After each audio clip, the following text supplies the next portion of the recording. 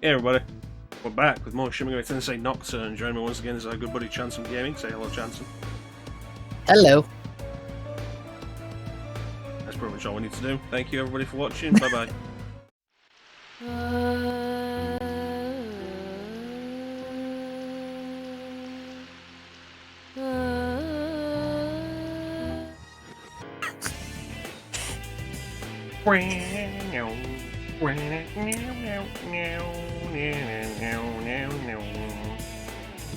Hey, didn't see. You know, Teak was playing Castlevania on N64 last night. Why would you do that to yourself? He's playing through all of them. Chronological. I did it. Like, when I did it last year, I did it for fun. I did one section of it, and I couldn't do a second section because of, N64 controller packs are garbage. Oh, you beat it in one sitting? Nice. Good work, Teak. Damn. Signer, I'm gonna keep doing that joke for as long as it amuses me.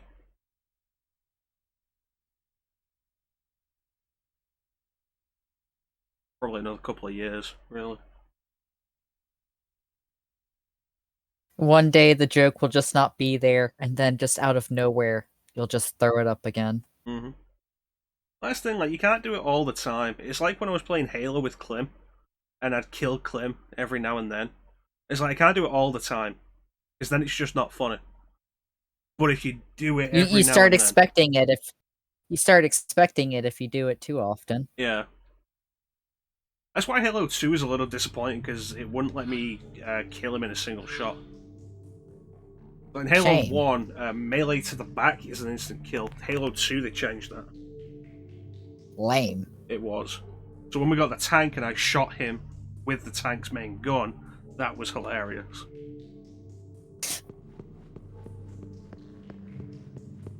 Alright, it's been a week. We're not really rested because I ain't sleeping to. Ah, you motherfucker.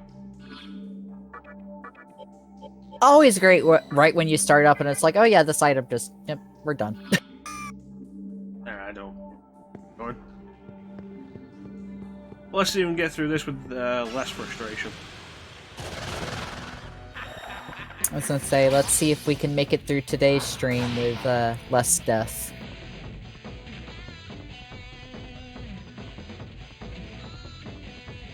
I really do love the battle theme for Nocturne.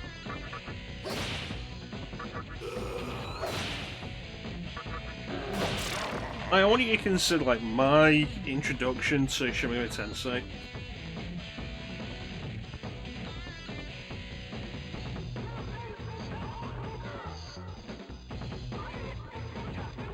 So we started with Devil Survivor, which, if you've played Devil Survivor has a pretty rocking soundtrack. Mm-hmm. And then we go to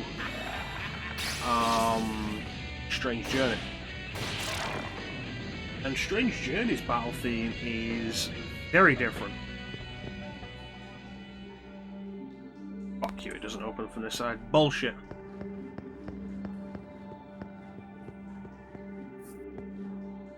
Strange Journey is a little more orchestral. It has a choir in it. Which is interesting because it's still a DS game. So, like, kind of like a Gregorian choir kind of thing.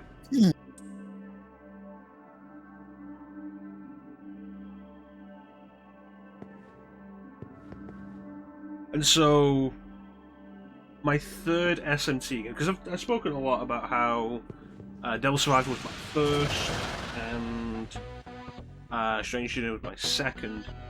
I don't think I've ever mentioned what my third was.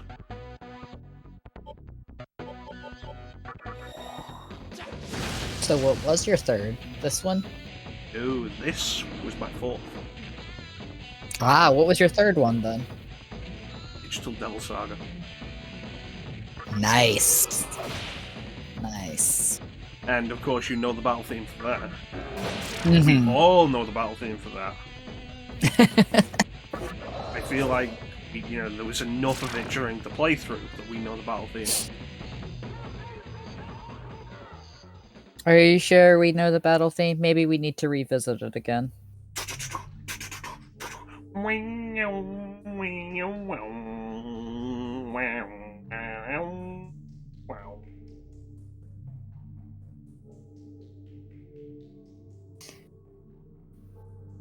I just got a mental image of like you just having a redemption where you just end up humming the song, like the background music for the game. It's just like you mute the background music and it's just like background provided by Chrono. The only JRPG I could probably do that with would be Final Fantasy VII. I feel like it's the only JRPG that I know every song for.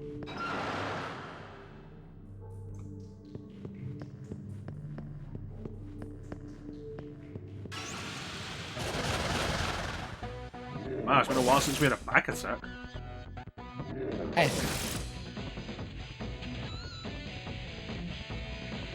I was about to be like, nice, and then I was like, wait, why am I saying nice? That's not nice. I like threw myself into a confusion there for a moment, because like I caught myself saying it, and then like my brain just froze, and I was like, why am I saying nice? Ah yes, the true enemy reveals himself. Yeah, I'll just go add another like shovel into that hole I've been digging. I mean, we're getting close to end game. Interesting thought. Like, I wonder, based on our responses so far, what path we're on. That is a very good point. I do wonder what path we're on, even though it's like that's not gonna really matter once we do the other thing. Mm-hmm. Unless you wanted to make like a separate save just to see what kind of path we have been going down. Yeah, fuck them. Fuck them all.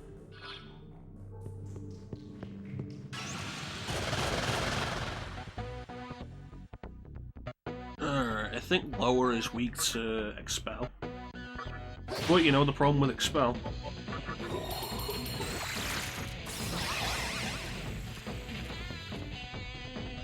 That's the problem with expel.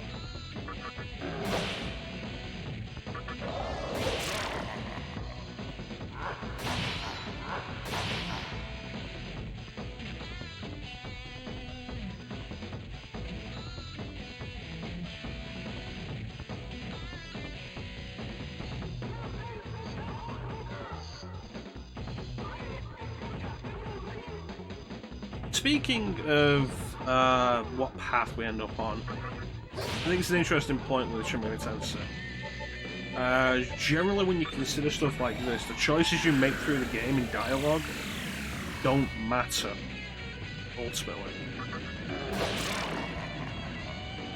And like, I think in comparison with this, the best example of that would be Persona. In Persona 3, 4, and 5, there are maybe 2 or 3 points in each game where your dialogue choices matter to avoid the bad ending.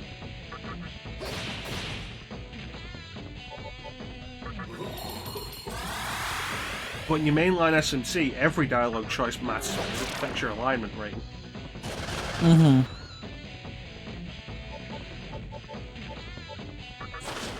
Fuck you, water ghosts.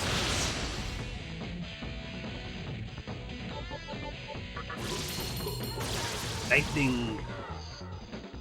I feel like these guys are like ridiculously susceptible to shock.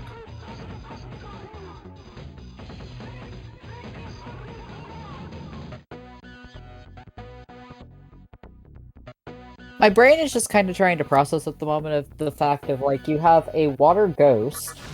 Ghosts typically meaning, you know, they're see-through, but they're made of water, which is a liquid, but the way they're done is as a solid. But you shock them. I feel like they're breaking the laws of physics. Just saying. Shocking. Positively shocking. It's like they somehow managed to be solid, liquid, and gas all at the same time. Oh god, that's something I should really do actually with this whole idea I had. during the week of like making the stream Chrono and Friends. Hmm. I should finally get around to playing the Bond games.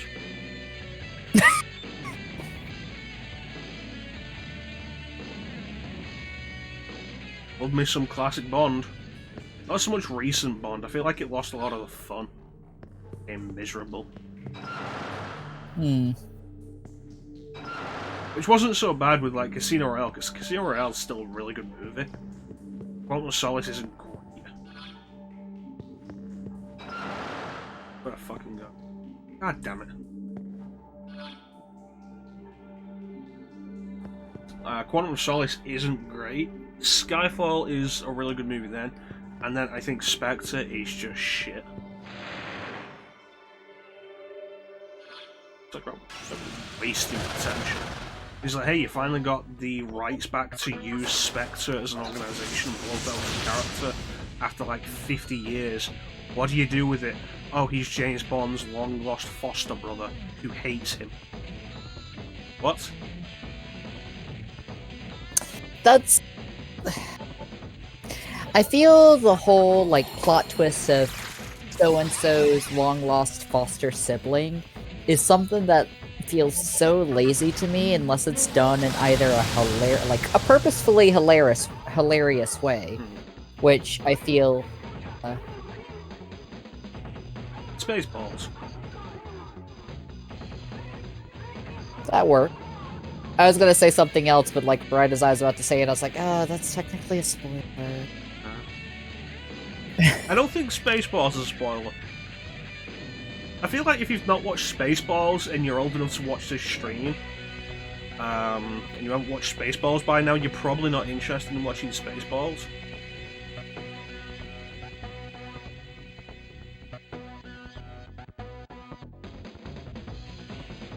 I think the first time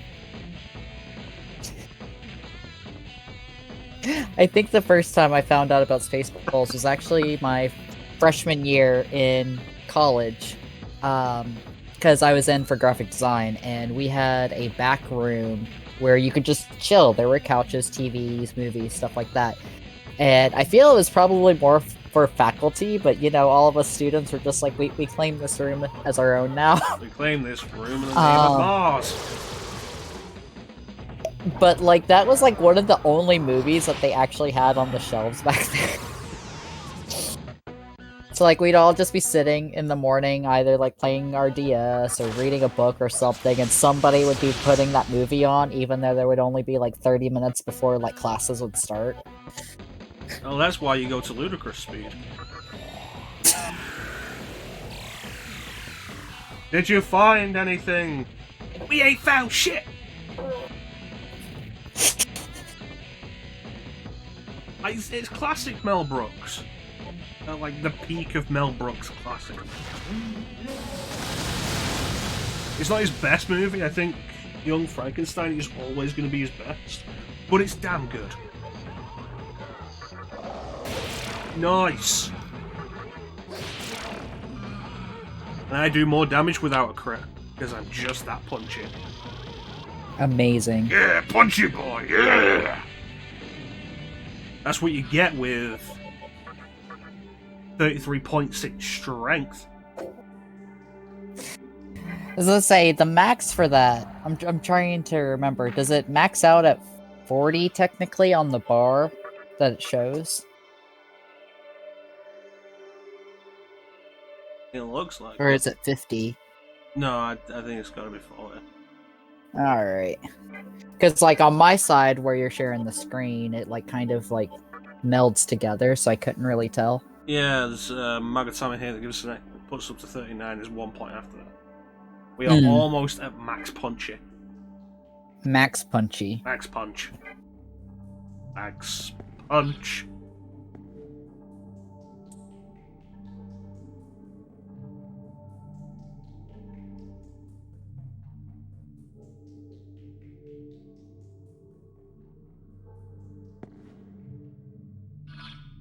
You know, I always have fun just being done with these things. Good times. You don't have to be sophisticated. Be intelligent. Dude, like, Young Frankenstein is a fantastic movie. So much fun.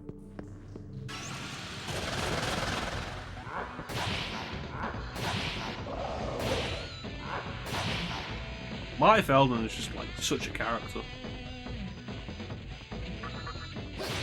This is the point where I have to admit that I actually have not seen Young Frankenstein. Oh, you should. It's a comedy classic. So many good jokes. He must have an enormous Schwanstucker. Yes, I suppose he would.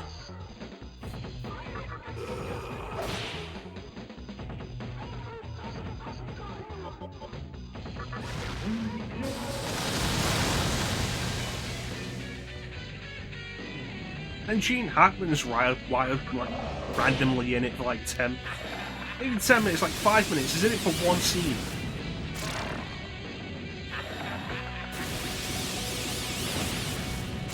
God damn it. That was a good thing I bought all those revival beads. Yeah, seriously. I had the money.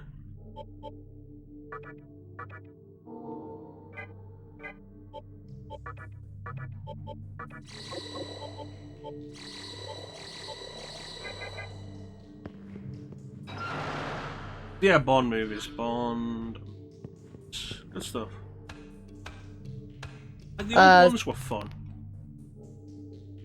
Something that actually got brought up this week, because I overheard like somebody asking about it, was the thing of like, oh, you know that octopus in like one of the Bond movies? It was like yellow, had blue rings on it. Is that actually like a real octopus? It looked strange. I'm like thinking back for a moment, and then it hit me like what they were talking about, and I was like, no, that person would be dead if that was a real octopus. Yeah, blue ringed octopus. Yep. Thankfully, it was just a little I was like- octopusy. Actual line from Octopussy.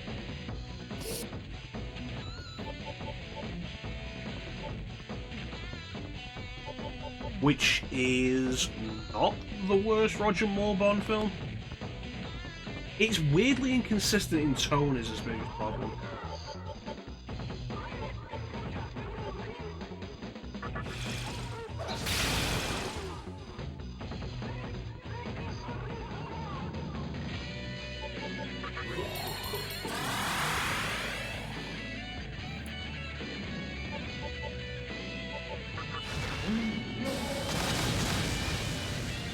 And punch.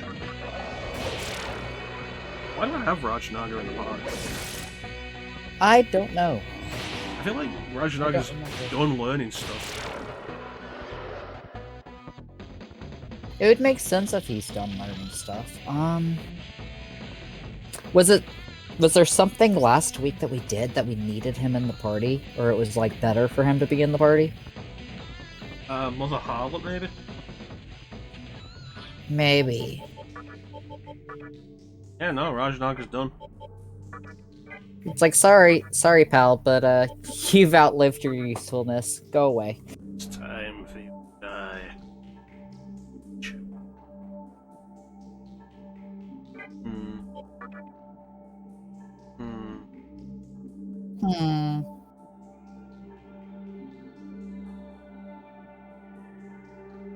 Tentarafu's not a skill I'm ever gonna use.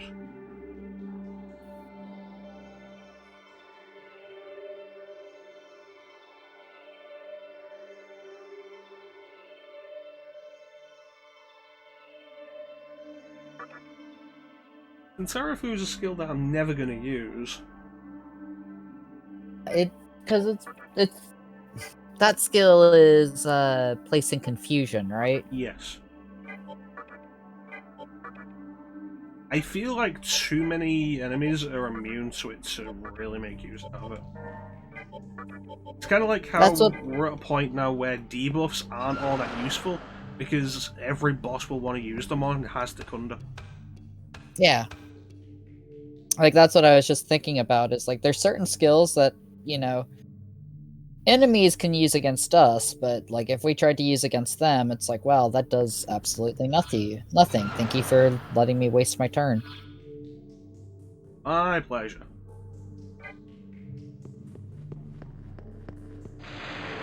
Yeah, I think like going through the Bond games would be fun. Of course, start with gold. Of course, start with GoldenEye. Now, what do you think I'm going to do? James Bond the Duel? No.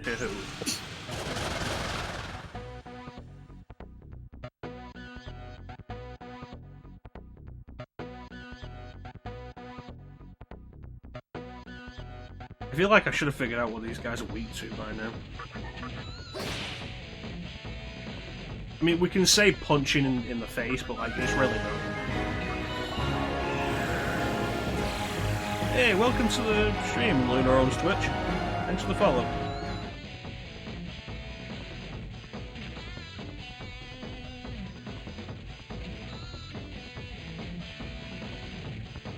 Oh yeah, I was wondering, like, what was I saying? Like, oh yeah, we can say being punched in the face is the weakness, but it's really not. I'm just that good at punching people in the face. Haha, void.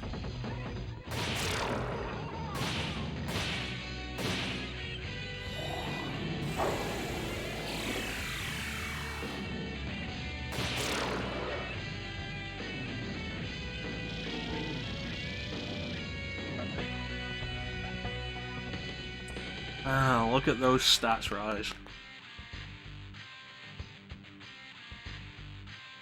I think there's really a point here to be made of our agility is currently at 20. We're the fastest character in the party. Fastest character in the party, and the agility is only halfway to what max would be. Mm-hmm. I don't think we really need to put anything else into it. Now let's go with another one in vitality. So I want to try and even that out with strength. Media Haran.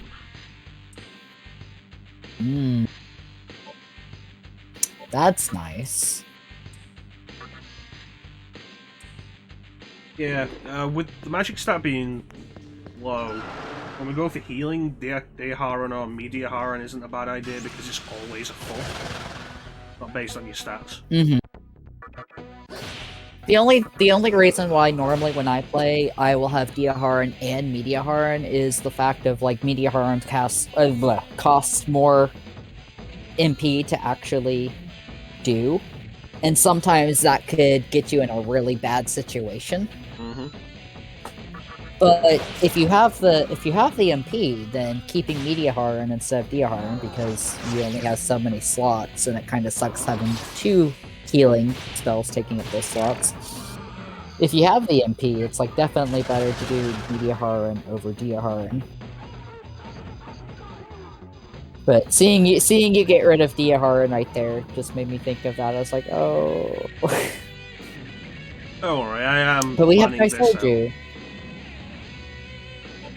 I mean, I'm not really, but you know, I can pretend like I am. Give the illusion that you know what you're doing. I feel I can do it effectively enough that you'd never know.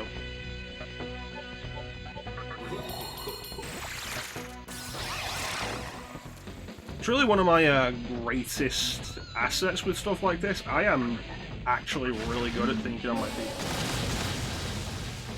The issue comes in strategy. I don't do well with long-term planning.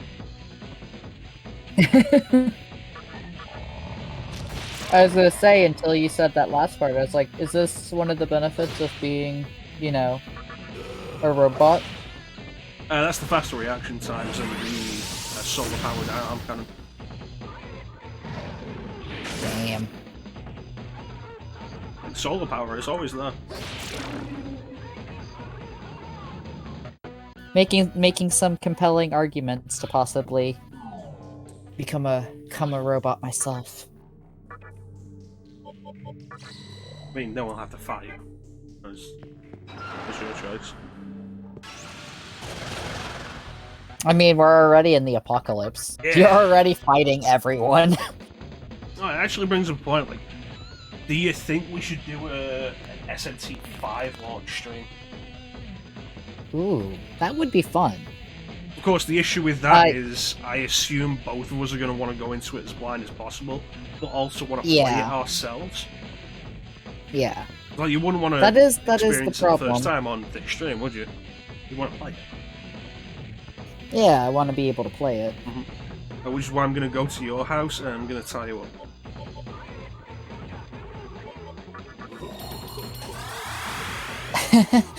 I feel I'm in danger. You were always in danger.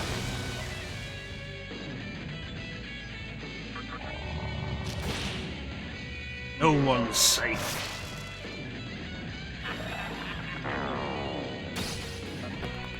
Don't debilitate as a skill. Fucking skull bitch. Suck the bone marrow out of your face. I can do that, I'm a demon. Just pull the snake out of the skull and just like smack him with it. Ah, let's make it a Castlevania game.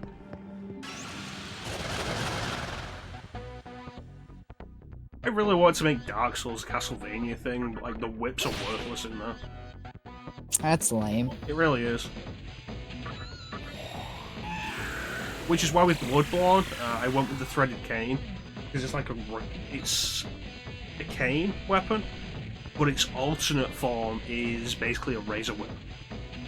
Ooh. Unfortunately, I've yet to actually make any significant progress in Bloodborne, and I'll eventually do it for stream. You know, that'd be a good idea to get somebody on commentary with me. Because if I don't enjoy Bloodborne, like, having somebody on commentary with me will at least keep it from getting as boring as Dark Souls 2 was. I've been meaning to give Bloodborne a try. I have a few friends that really like it. I know Meg enjoys it. But it's one of those things of like, I am horrible at Dark Souls and Demon Souls. I can just imagine how me trying to go through Bloodborne is going to be.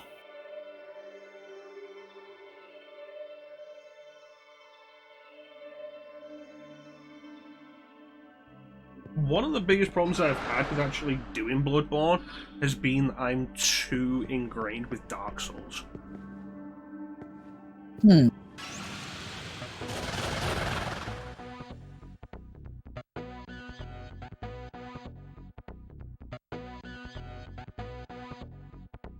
It's an interesting predicament to have.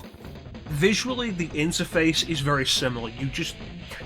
It's really easy to fall into a Dark Souls mindset from its presentation.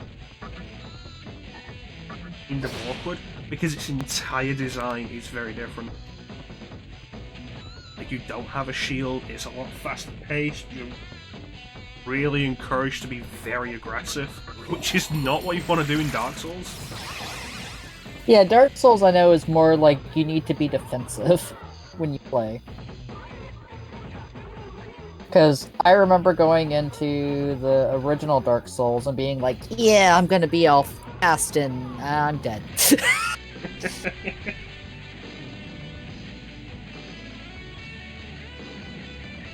It's been a while since I've done Dark Souls, but I really don't feel like I ever want to go through Dark Souls again.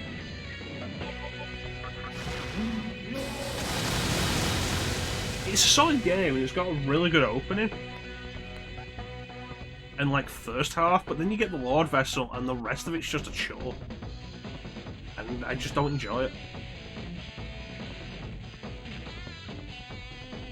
You get the Lord Vessel, and then there's the Crystal Cavern, the Duke's Archives and Crystal Caverns. I don't think either of them are fun, and the Crystal Caverns is bullshit. Invisible mandatory pathways over bottomless pits. Yeah, that is some nonsense. Yeah, you want to make it worse? These pathways are at a slant, and if the physics don't work properly, you'll just slide off. Yeah, that sounds like a bunch of bullshit. Catacombs and Tomb of the Giant. Catacombs is full of necromancers. You gotta either kill them, run through all the skeletons there's summoning and kill them, or kill the skeletons with divine weapons. Otherwise, they'll keep reviving the skeletons, and you'll get very easily overwhelmed. And Tomb of the Giants is completely dark. So you can see about 2 feet in front of you unless you have a lantern, which is entirely possible to miss. Plus, just navigating it isn't fun in general.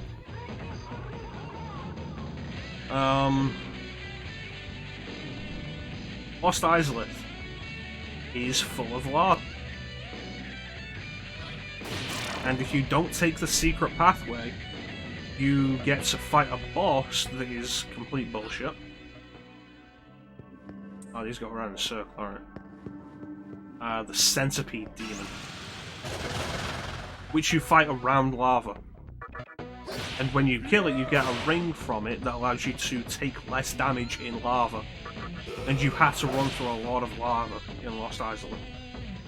That's just insane.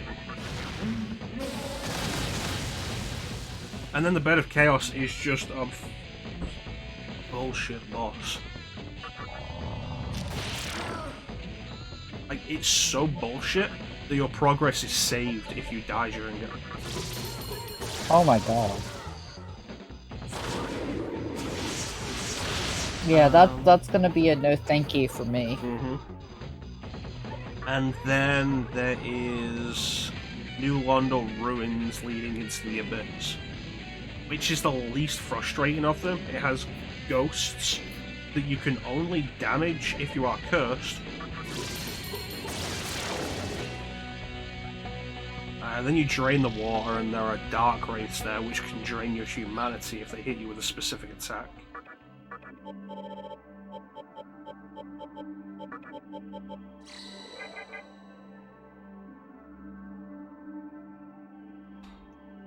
The boss is kind of neat, though. The Four Kings. The arena's really unsettling because, like, you jump into the abyss, which is like a pit full of darkness, and you fight them in complete darkness. Like, you can't even see the floor. Huh. It's really unsettling. There's no perspective of space.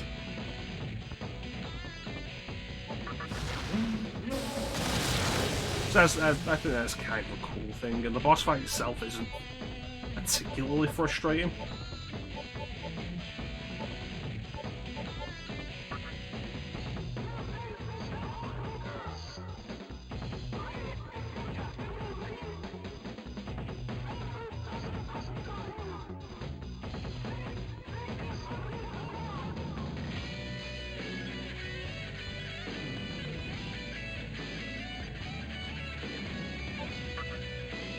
I hate enemies that just void physical.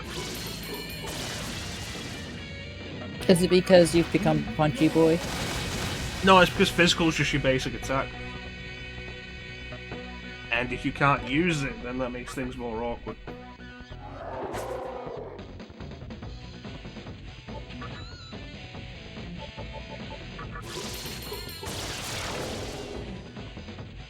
Yeah, you defeat all 4 of those bosses, then you get to enter the final area and go towards the final boss. Which isn't bad.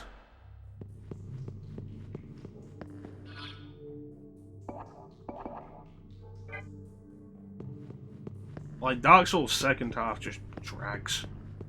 It's not...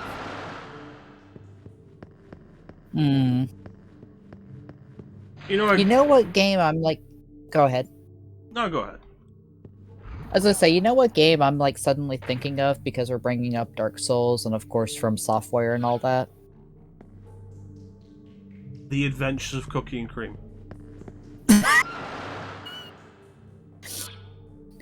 3D Dot Game Heroes. I feel like that would be a fun game to go through again. I don't have that anymore. I still have my copy. I had a bullshit glitch happen, but ultimately it's still a fun game. Aside from the bullshit glitch, but... FromSoft have put out some... Yeah, no, fuck it, get in. Oh god, I pressed the wrong button. Oh well. Oh, you terrified me for a moment. It's like, don't tell me it's gonna freeze. I pressed the freeze button?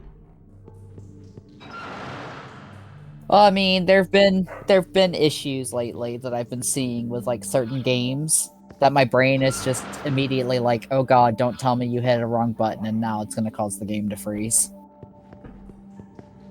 FromSoft have put out some interesting stuff over the years. There is, of course, Kingsfield, which people consider a precursor to Dark Souls, or I guess precursor to Demon Souls. Yeah, I was about to be like, oh, I guess Demon Souls doesn't exist. I can kind of see. We had the second Kingsfield when I was younger, which was called Kingsfield because the first one wasn't released outside Japan, and none of us liked it. Like, nobody in the house liked it. My dad didn't like it or anything. I went back to it in recent years to try and do it, and it is still like utterly obtuse, and I have no idea what to figure out. I guess it's kind of the thing of like, even if you have a good idea, that doesn't necessarily mean that you've executed it goodly. That's not a word. You haven't executed it in a good way.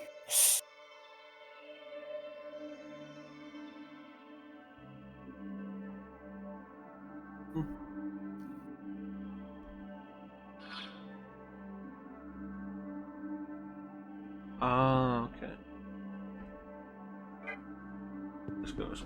But yeah, then there was Shadow Tower, which is arguably more of a precursor to Dark Souls, or Demon Souls, or whatever. Which This suffers Demon from Souls being that erasure. kind of idea on PS1. In first person. Yeah, PlayStation 1.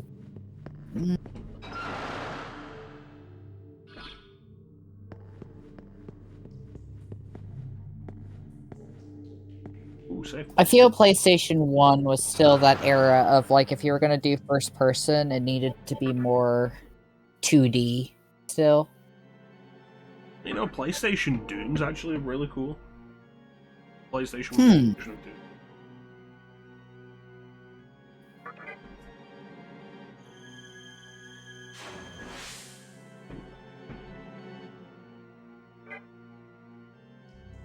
And I think the problem, like, I don't think I've generally- seen the. Go ahead. Yeah. Go on, Chance. I was gonna say, I don't think I've actually seen the PlayStation version of Doom. It's interesting because we have a quote from me playing it somewhere. I was half expecting that to like trigger your quote bot. I wish the quote bot would pop up more often, honestly.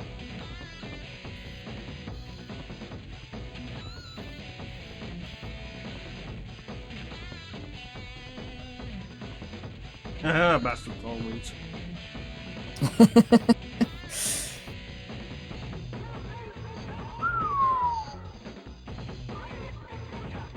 Nice.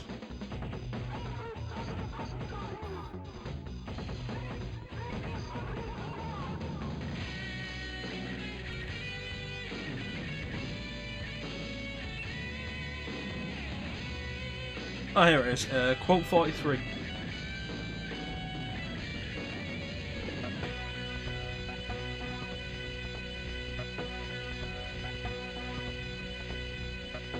Let's see here. If I can actually type. There we go.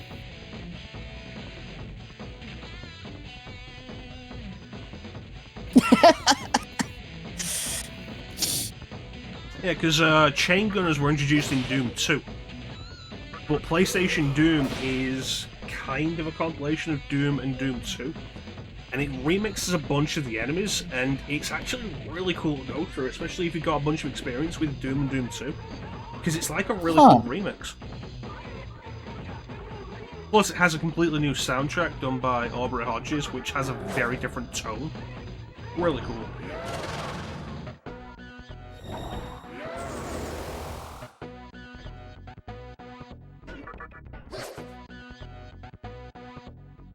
Yeah, you motherfuckers need to stop with that.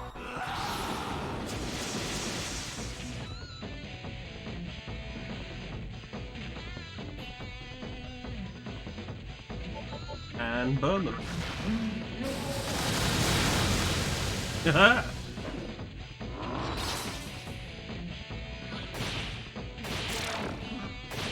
Right, boys, dodge this. Yeah, PlayStation News is pretty cool. Biggest problem with it, I think, is that it has a password system. Not actual memory card saves, password. But if you play it on an emulator... you can get the save states. Mm-hmm. I was gonna say, that's something that I sometimes, like, miss, is just stuff from older games like that, like passwords and such, and then I think about how we really have created quality of life for games. Yep. Like, getting rid of the live system in some series, or adding, actual memory card saving and things like that. And it's just like, yeah, because these are relics from, like, arcade gaming, not so much console gaming.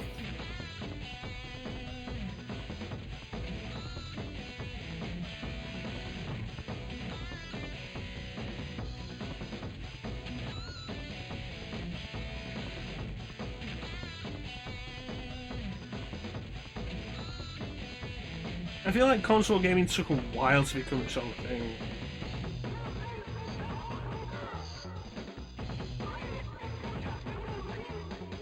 To like move away from the design ideas of the arcade. Although part of that was probably for the same reason as the arcade, to draw out the experience. For Yeah. For a considerable while. Yeah, considerable while.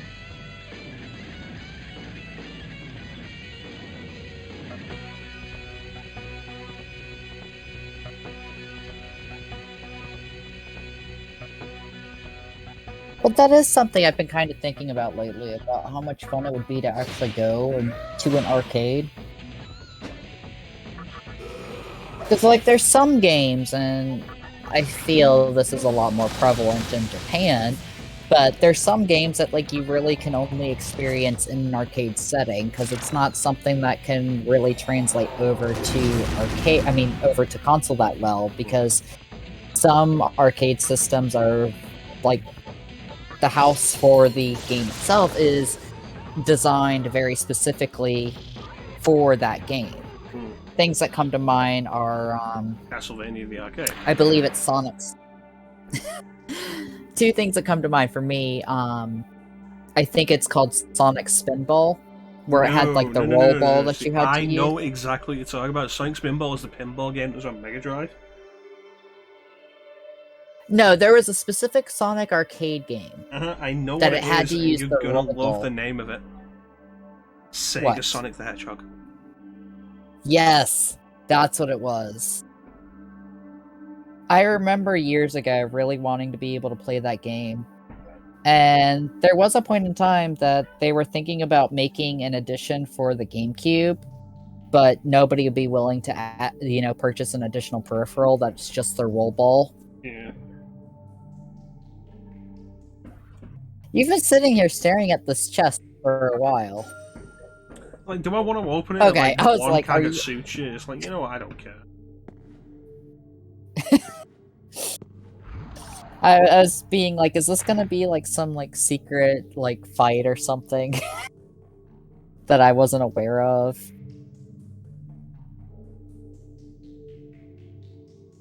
Yeah, just let's stare at a box for 20 minutes. The Reaper will show up. Guys, I sense death is approaching. We can bring it. I'm gonna fist here.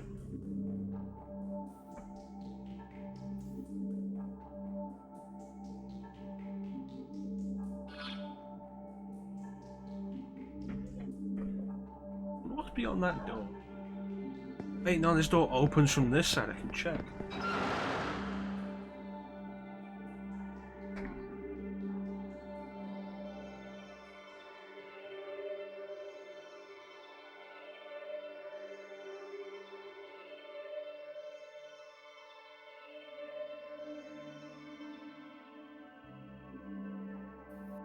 Hmm. You gotta always check your corners. Wait, we went this way last time. I remember. This was a fight. Remember this? Yes. This is what I was thinking of when you were staring at that, box. Because I remember, like, we tried the fight, and this fight ended up killing us.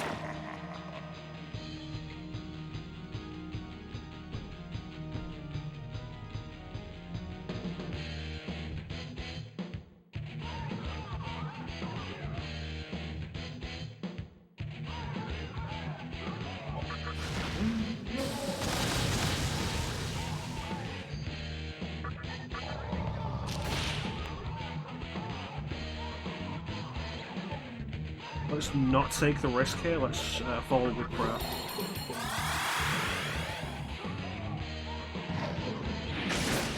Haha! Nice.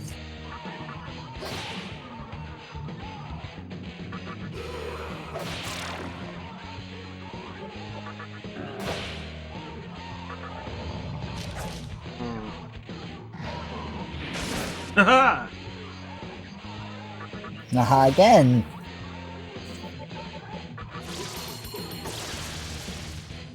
Well, you know what Aha's known for.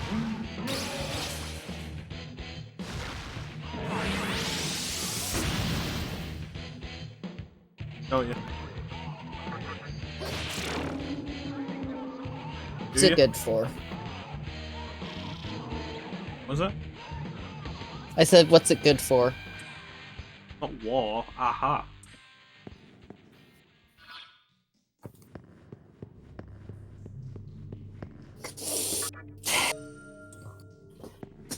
Talking away. I don't know what I'm to say, I'll say it anyway. Today is not another day to find shying away. I'll be coming for your love, okay? On me. Take me. Yeah, I was just kind of sitting there for a moment, like, if you're expecting me to sing back up there, I'm sorry, but I don't think I have the right range for you. I'll be gone in a day or two.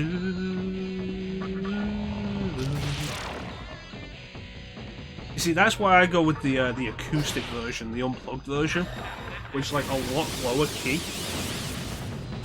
I really like it. Like, it plays it in a softer tone. Really good.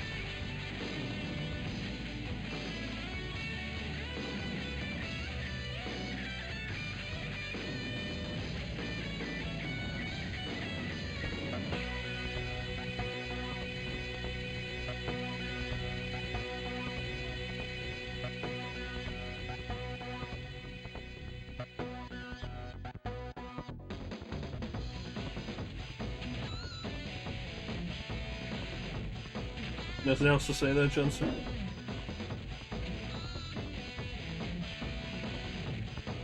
I was thinking for a moment.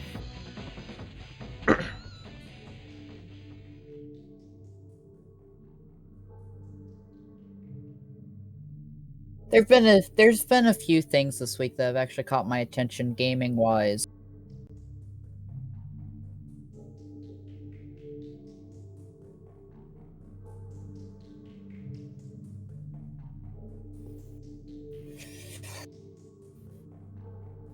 Name.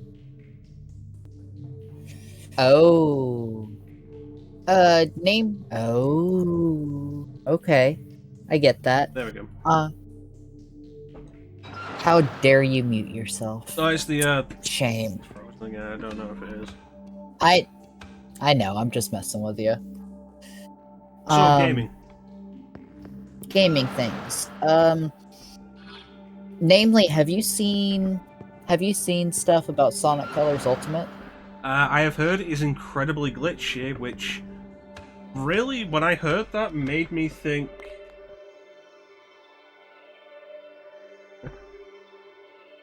like, Sonic Team can't do anything right. Because I've disparaged against Sonic Team before, but for fuck's sake.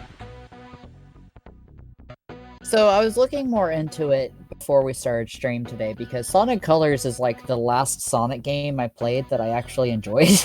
So my brain has been debating on the remake, port, remaster, whatever you want to call it, because there's some stuff that they've actually added to it. Yeah, isn't Metal Sonic in it or something? Metal Sonic is in it. They've added new voice lines for certain things. I've seen a clip where a very popular speedrunning glitch, they did not patch the glitch out. Instead, they added new voice lines of Tails calling you out if you're breaking out of bounds using speedrunning glitches. So I think that's fun, because, you know, it still lets you have the fun of playing the game how you want to play, but just kind of adding a Easter egg, so to speak, to it. But there's kind of a mix in regards of the glitchy, bugginess of it. One, apparently the glitchiness of it was played on Switch. Two, most of the glitches have come out of people playing it on a Switch emulator rather than the Switch itself. But also, there are still glitches on the Switch version that have caused similar issues to what the videos of the Switch emulator version showed. Like, the videos I saw of it being played on the Switch emulator, I think it was called the Yuzu emulator. Yes. Just looking at the screen, I have no idea how anyone would be able to play it like that, because it looked like somebody ran it through some weird vaporwave VHS aesthetic thing. Like, you couldn't see anything on the screen. It's just a bunch of, like, very brightly colored lines going across everywhere. Yeah, I saw a screenshot of that, but I didn't look into it a huge amount. I've seen the actual video of it, and it's, like, headache-inducing. People playing it on the actual Switch got similar results, but not to that same extreme level. However, from what I've heard, it's only the Switch version that has that issue. So it comes down again to the whole thing of, like, bad porting to the Switch, possibly. And I've been more noticing bad porting to the Switch for certain games, namely because of playing Near the World Ends With You lately, and the amount of times that game has crashed on me while playing it. Because I'm playing the Switch version, because I was like, I have, you know, The World Ends With You Final Remix on Switch, because it was only on Switch. So I figured, get the sequel on Switch too. And it kind of makes you feel like, oh, you spent this much money on a supposedly inferior version of the game, you know? So people will generally, in this regard, probably start bringing up the whole thing of, like, oh, why do they keep putting games on Switch, which is an inferior platform? It can't run these games. And it's always the problem with these low-effort Switch ports. And I feel like to really point out that the Switch can do this kind of thing well if it's ported right. Doom Eternal is one of the best examples. Have you seen Doom Eternal? I have not seen the Switch version of it. Have you seen Doom Eternal? I've seen some bits from Doom Eternal. I've played Doom Eternal on Xbox One and on Switch. And on Switch it runs at 30 FPS with a variable resolution. And it's still really good. It plays really well. And it's hard to notice any kind of drop, especially when you're playing in portable. It's the full Doom Eternal experience. And if that can be put on Switch with so few compromises to playability, then any other regard is laziness, I think. Especially of a remaster of a Wii game. Very true.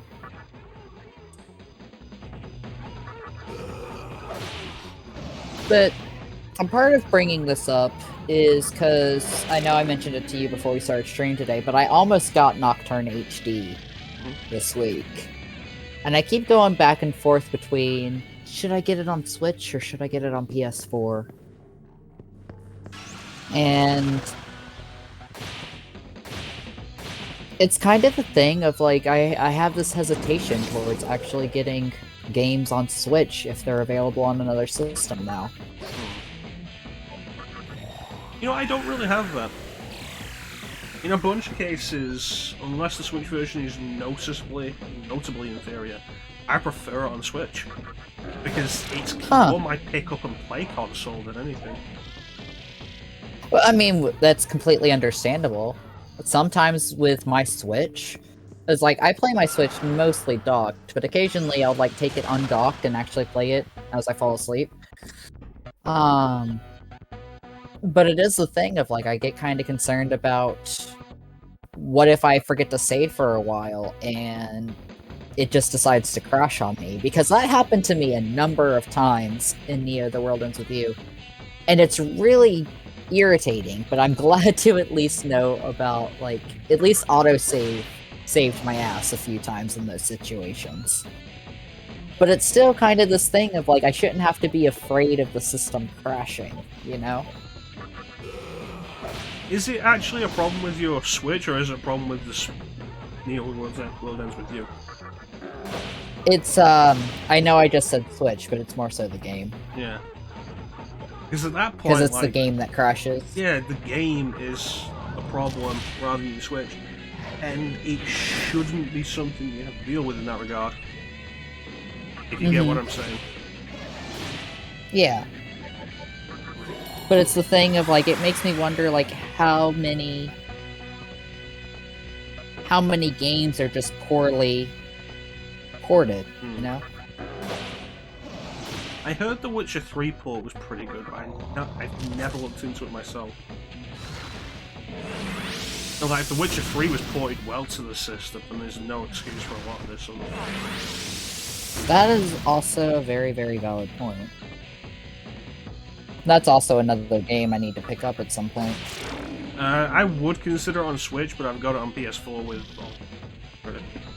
And I've just that's the other thing, is, like, I've been holding out to get the Witcher 3 Complete Edition. I keep saying that, even though, like, I occasionally find it on sale for $20, and then I'm just like, but... And then I end up getting another game instead.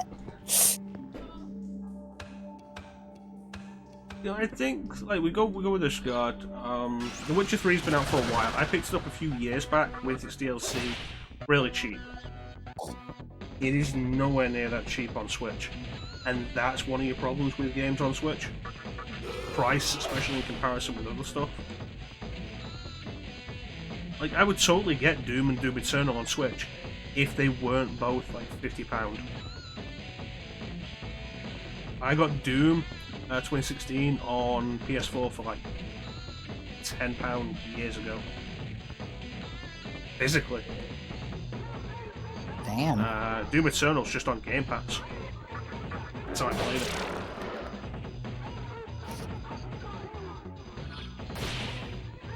Something I've read, because I noticed this when I imported some Switch games a couple months back, is that there's this supposed Switch tax. Yes. Because the Switch cartridges actually cost more than, like, a regular Blu-ray disc. It's part of the reason why, especially with a lot of third-party developers, earlier on, you would get a lot of games that required you to download more from... Like, you'd put the cartridge in, and you'd have to download the rest of the game. And the reason for that is publisher didn't want to fork out more for a bigger cartridge.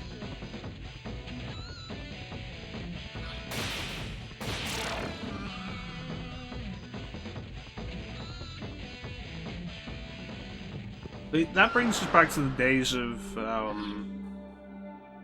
N64 and everything. Like, one of the reasons the N64 did so poorly against the PlayStation was cartridges, which.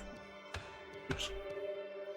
Yeah, and I mean, like, I remember back then, like, N64 games being like $70, $80. Mm-hmm. It's your problem when you And use I it in a know it's a proprietary format.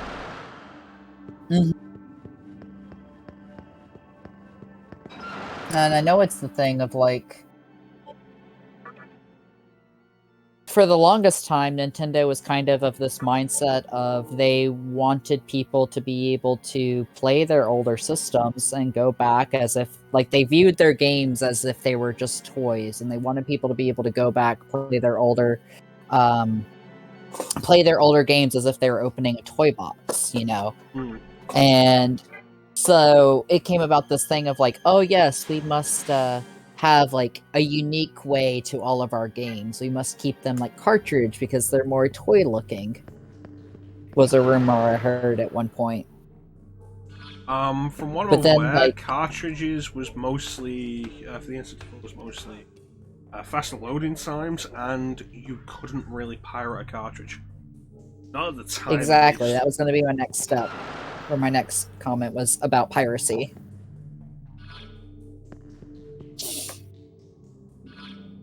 Alright, we're on the other side.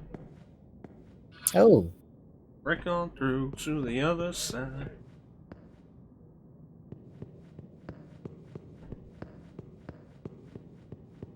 It's basically the anti-piracy thing is the same reason why Nintendo went with the mini DVD format for the GameCube. Which again kind of bit them in the ass because proprietary format and less space. Yep.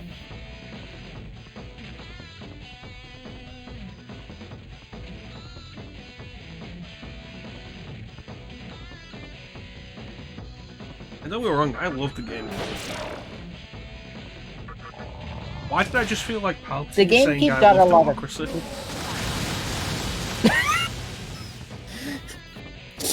I love the game. I was gonna say the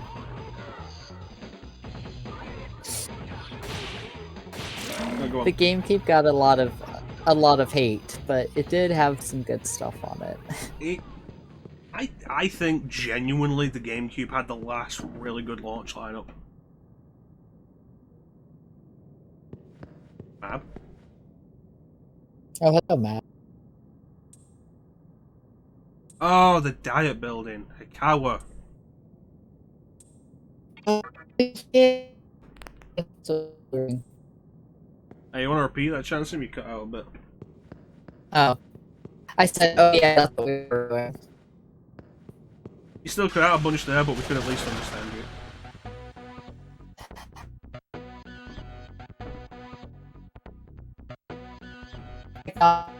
Hate me.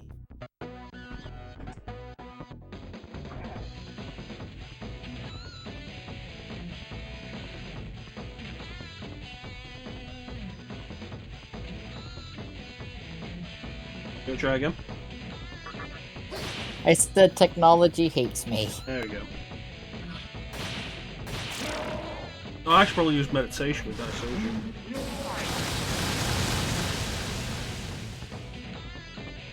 I'm just over here struggling to speak, and it's just like, yeah, whatever. Well, you know, spot close, you ain't got time for that. What was it? Yeah, I think, like, genuinely, I feel the GameCube had the last really good launch lineup for any console. I mean, for fuck's sake, it had Rogue Squadron 2. Like, Nintendo's always been in a weird position for a bunch of their consoles, at least up to GameCube, where you look at a top 10 list, and at least one of those games will be a launch game.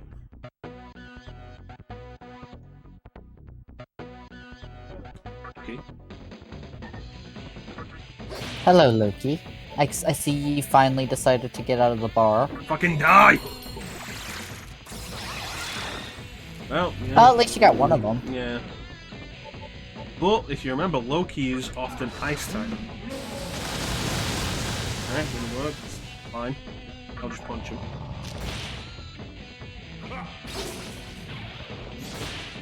But yeah, like, He decided to. go on. I was gonna say, Loki decided to try and use your tactic against you, but unfortunately we void the punchies. I came prepared.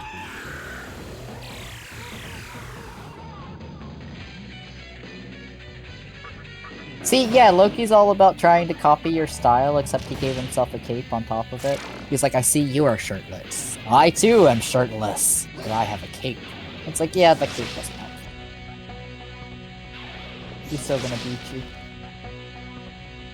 It's like, you think of, like, every Nintendo system up to at least the GameCube, and at least one of the launch games is one of the best games on the system. And now what we're going to do is we're going to go through them to prove it. So, what launched with the NES?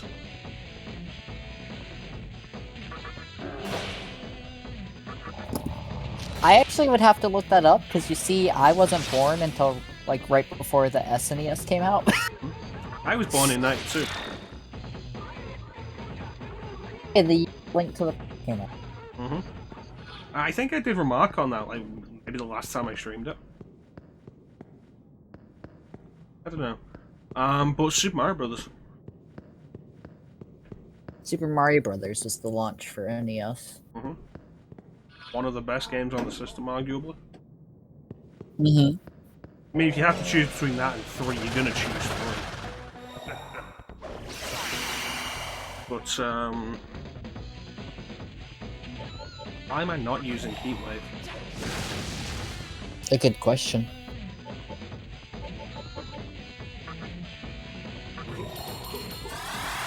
Game Boy. Do you think of a launch title on Game Boy that was one of the best games on the system?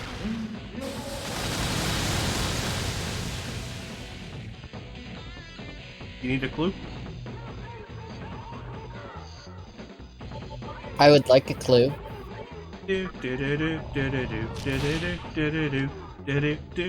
Tetris. Exactly, Tetris. Launched with the Game Boy in 1989. Super Nintendo. I think we all know like what that is. Pilot Wings.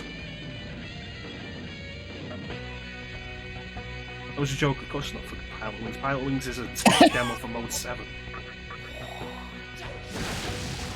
Like, F-Zero's fun, but F-Zero is also a tech demo for Mode 7. The launch game that really stands out for it is Super Mario World. Mm-hmm.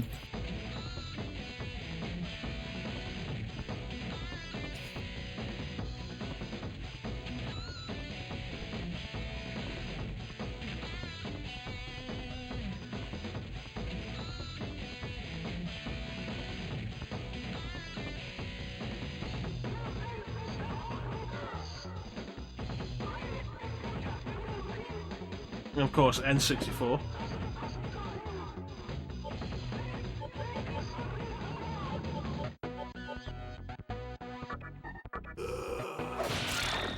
Any ideas?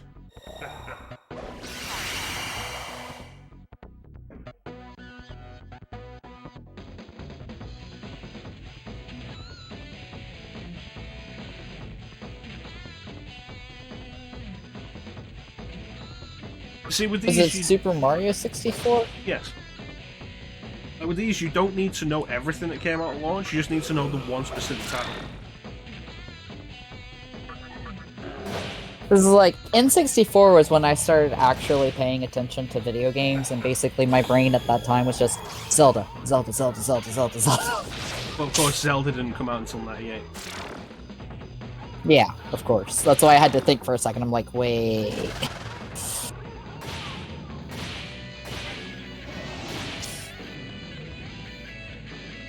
See, I was like the heathen gaming kid that was like, I played Mario on NES, Super NES, and then like N64 came around and I was just like, screw y'all, I'm just here for Zelda.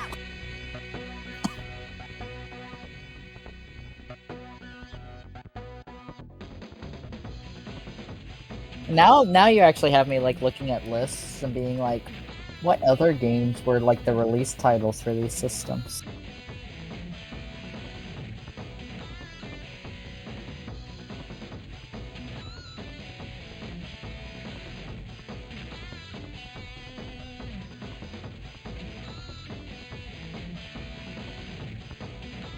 Yeah, Super Nintendo is the one I know best. There's Mario World, Pilot Wings, F-Zero. I'm honestly surprised Pilot Wings wasn't on the Super Nintendo Mini. Star Wars Shadows of the Empire was almost a release title for N64. So launch window. Shadows of the Empire is the game I really credit with getting me into Star Wars. Originally came out December 3rd, 1996. When the launch of the N64 was June 23rd, 96. So within that first 6-month period. That was the Japanese. That's the Japanese date that all the release titles for N64 came out. As far as Star Wars, that has a US date. Launch games because it would not vary come out by in Japan. region. Yeah, it would not come out in Japan until June 14th, 1997.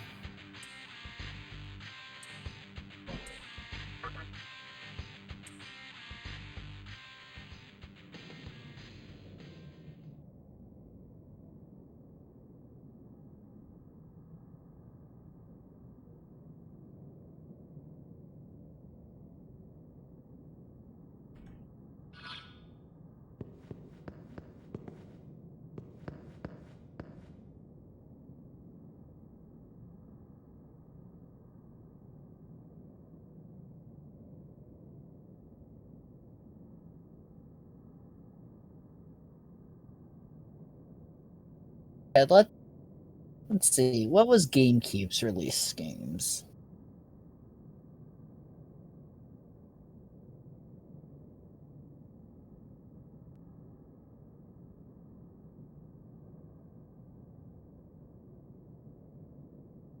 Luigi's Mansion, Super Monkey Ball. Those were two of the 3 Japanese, like, on release day for the GameCube game. Following that would be Pikmin 1, Super Smash Bros. Melee, Animal Crossing,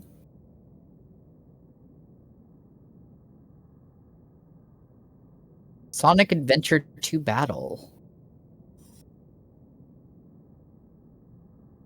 I know that's your favorite. Adventure 2 Battle specifically can fuck off. I had the choice, like, when I was doing it, but yeah, I did Adventure 1 when we were doing the Sonic Marathon. I did Adventure 1 on Dreamcast because that's specifically the best version. Because it's the least glitchy.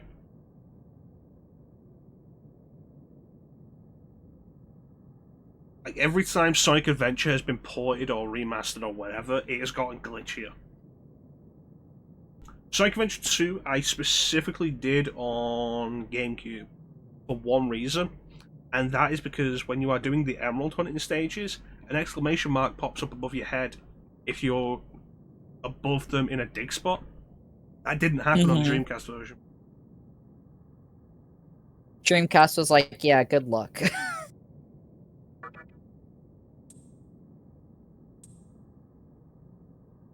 Interesting.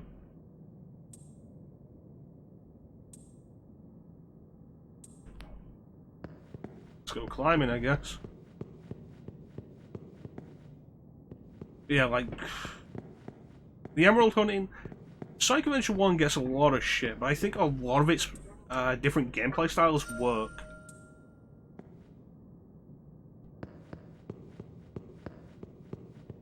Emerald hunting is at its best in Adventure 1.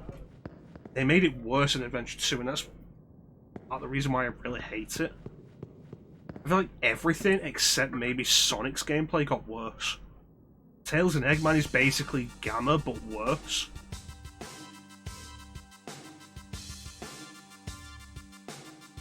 And then Knuckles and Rouge are just Knuckles, but worse. I've been over that. I've been over why that is.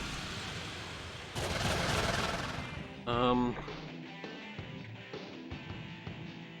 yeah, Adventure 2 Battle can fuck off. That said, Adventure 2 Battle does have the best multiplayer of Sonic. Where you can play through every single Sonic and Shadow stage in a race with 2 players. Like, that's good, I like that. That was fun. Like, that's actually something that in middle school I had a friend that lived down the street from me. He was a huge Sonic fan, and like that's part of like what rekindled me getting into Sonic was the fact that he would always come over and we'd just play like the multiplayer together.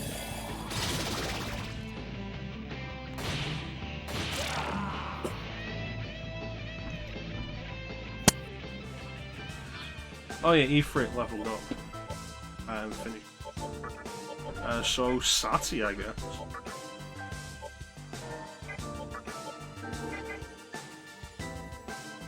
Yeah, ultimately, a lot of people will credit Sonic Heroes as the start of Sonic's downfall.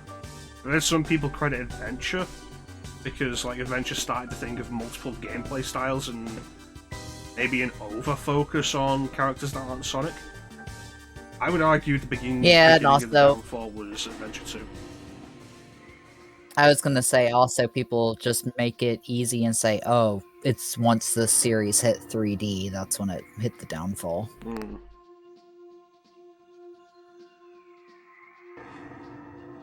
Whose voice is this? I don't think it's Hikawa. Oh yes, Hikawa suddenly found God, and it's just like, oh. I need to look at what my Hikawa voice is. Okay, menacing and raspy. That's all I have. Those are the only notes I put down for it. Amazing.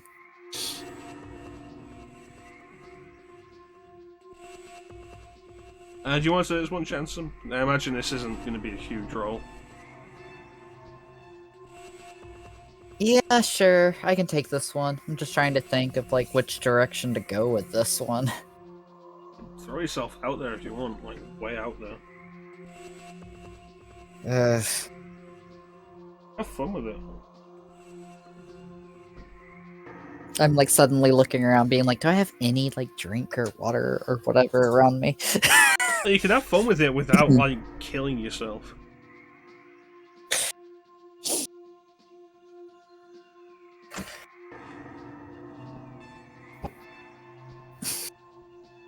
And now I'm just feeling dumb because like now my brain is just like, and I have no idea which direction to go.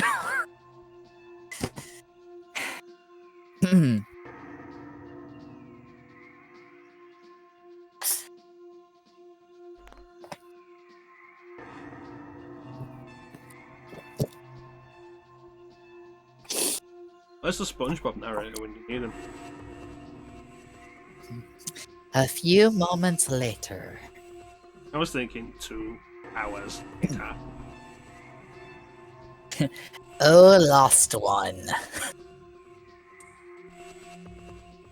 I warn thee, leave this place at once. This edifice of Magatsui is in Nihilo's possession. Our god shall soon descend upon us, and we shall acquire our reason. Leave us not, and thy life shall be the price. Begone, lost sheep. Oh yeah, I bought Catherine full body. Oh shit, you did? Mm-hmm. It was on sale on PlayStation. The deluxe edition was on sale on PlayStation, not the regular edition. Oh damn. So I know. I have it with all of the DLC that is all completely unnecessary, it feels like. Wait, shit, there's DLC for it? Yeah, there's the Ideal Voice DLC, which Atlas made a big deal out of before it came out. But they're only in Japanese. I totally forgot about the Ideal Voice because of the fact that it's only in Japanese. Yeah, it's like, why didn't they do that kind of thing for English as well? Like, Catherine could be voiced by Laura Bailey and Grey DeLisle, and Jennifer Hale and Troy Baker or something. He'd probably get his in there somewhere, wouldn't he? Troy Baker is just like, oh hey, I can be in here multiple times, right? Oh yeah, because he voices Vincent, doesn't he? Yeah. Yeah. That would be a hilarious thing, though. It's just like, oh yeah, Catherine, also voiced by Troy Baker. It's like, Troy Baker Vincent. just voices everybody.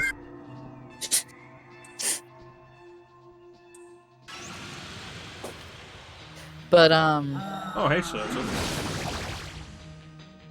But that's pretty cool. I know, like, I actually got a like memory reminder thing the other day that I've now had my PlayStation 4 for a year now, and I remember very shortly after getting my PlayStation 4 that I actually managed to find the launch Steelbook edition of Catherine on clearance at a store for like $18.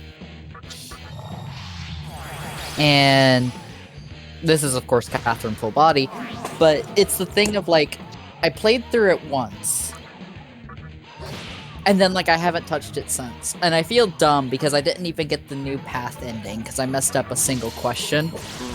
But I just haven't touched it again, and I feel kind of bad because I'm like, is it actually beaten if I didn't get the new content? Even though I've, like, completely did, like, almost everything in the original version. Ooh. Yeah, this is a fire attack. Oh, that's kind of painful.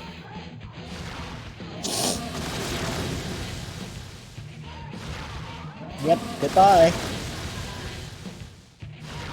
Oh, this is not good. Oh, okay, well that was good. Sati over here like, hey, just you know, hit me with all of that. Hit me with your best shot. Now, why don't you hit me with your best shot?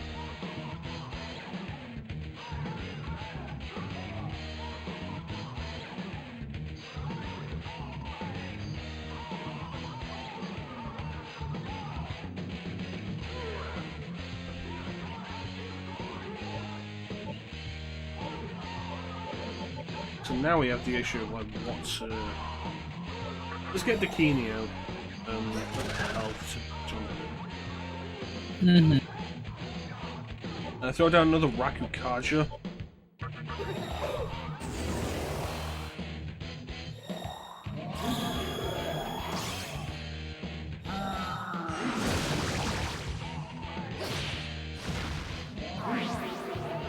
What's it?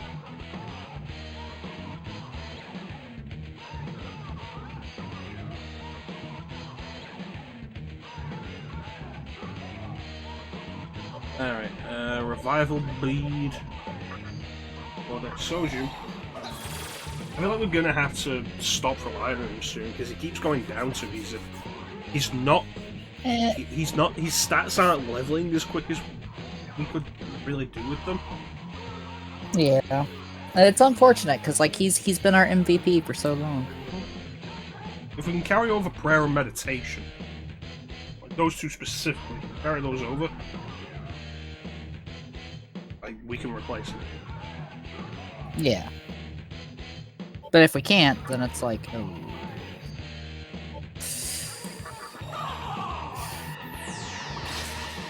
Possibly.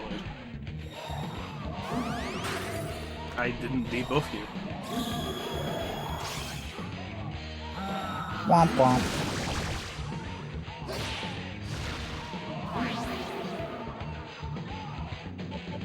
Yeah, that's what you want to do.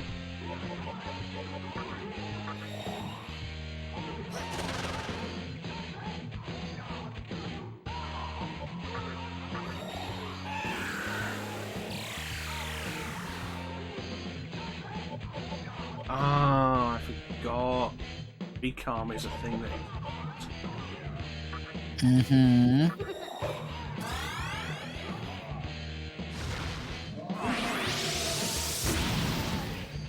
I mean, can you really blame me? We've spent so long just being like, revival bead. Oh, it's not even that. Like, with the limited number of skill slots you have available, recalm is usually something that I tend to prioritize. And I mean, it's completely understandable to not prioritize it, considering. Especially since you have 99 revival beads now. Nice.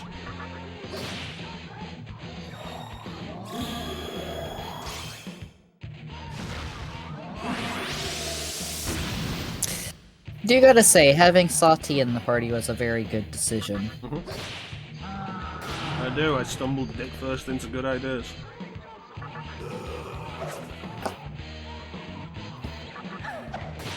You heard me.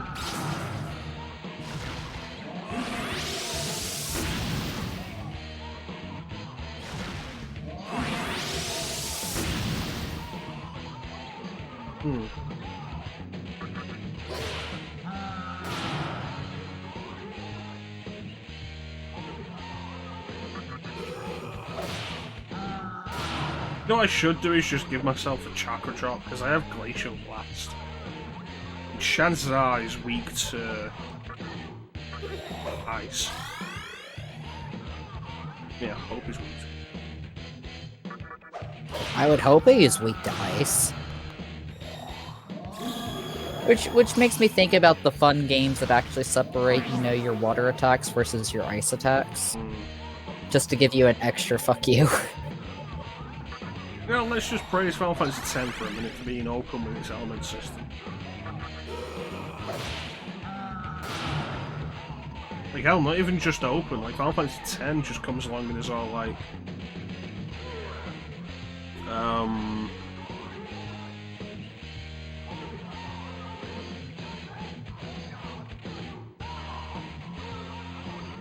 It doesn't just tell you the element system. It shows you what element works every time you bring it up. Doesn't it? Like, you target an enemy with magic and it tells you what works and what doesn't. I think it does. Yeah. It's been a while since I've played 10. I wouldn't mind doing a replay of it. I've been meaning to do that since HD came out. Yeah, the last time I played Final Fantasy X, I put 301 hours in it, so, like, I felt like I kinda needed a break from it. I feel like we discussed this. Like, I feel like we have. Last time.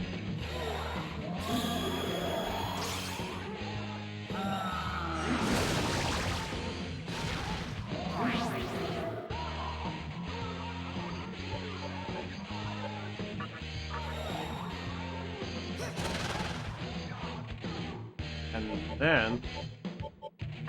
Breath. If I remember rightly, the original US release of Final Fantasy or Final Fantasy II, Rose's ability, Prayer, was just straight up removed from the game.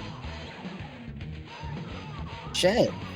Was it a part of that whole thing of, like, oh, we have to make games harder? No, it was a When we religion released thing. it? Final Fantasy IV, its original Super Nintendo release in the US, is actually way easier than the Japanese version. Ah, gotta love censoring because, religion. And then, like, nowadays you just look at, like, the story of, like, so many JRPGs. Yes, fuck you, God. It's like, so, about that censoring because of religion.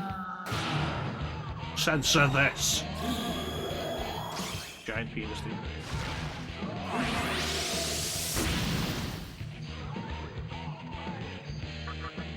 Dude, we've clearly got your beat. Could you just die?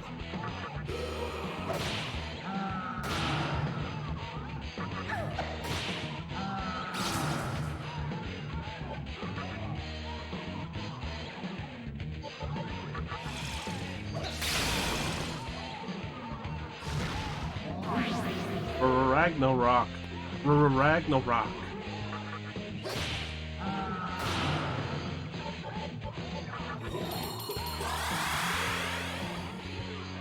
Just need him to keep, like, focusing on Sati, and then it's just like, okay, this will make it go a little bit faster.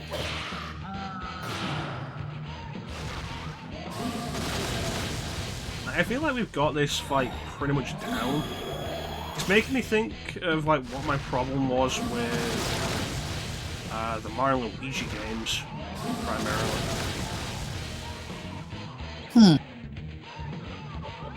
Which was like, it wasn't necessarily difficult to get the boss's patterns down, which in Mario and Luigi meant you could just straight up avoid the attacks. But then the boss fight would go on for like another 7 minutes. Damn. That sounds annoying as hell. Yeah, it's why I never finished Superstar Saga. Because I did Partners in Time, and then Bowser's Inside Story, and then started Superstar Saga. See, it's funny you say that, because the only one I have of those games is Superstar Saga, and I haven't started it.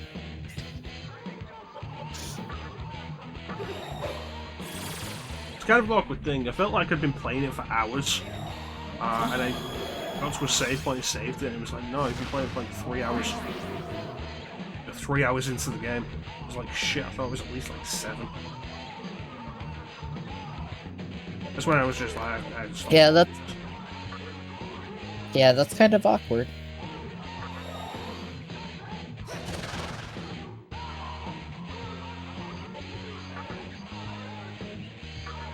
It's always bad when a game makes you feel like you've been playing it longer than what you actually have. Yeah.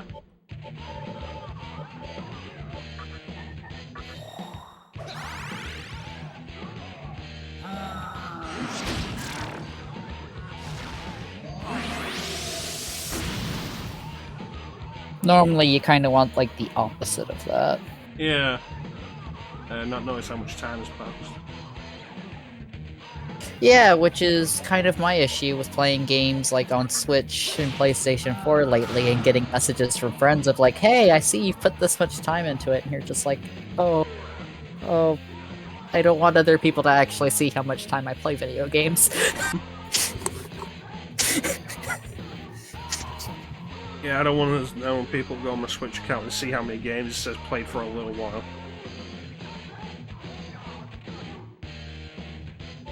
As opposed to how many games it used to be of like played these for like 50 plus hours.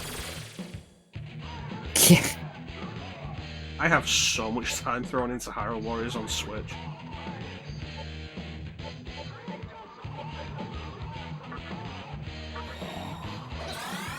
That's one of the Zelda games I still need to pick up on Switch. It's probably my most played Switch game, honestly. And I'm not even like a quarter of the way through Adventure Mode. Damn.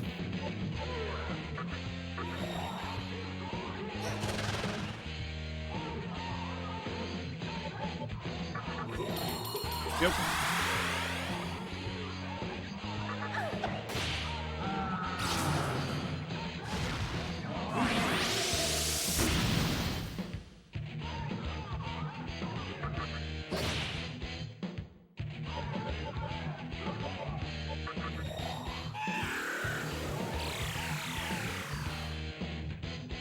I feel like we're going nowhere fast. This fight just kind of keeps going. Yeah. It doesn't even look like...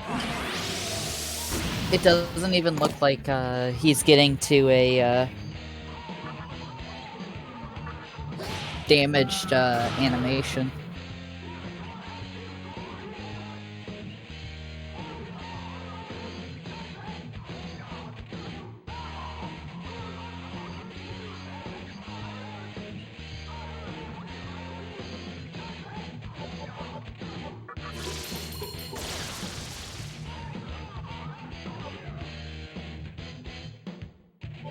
Yeah, throw a diorama down there.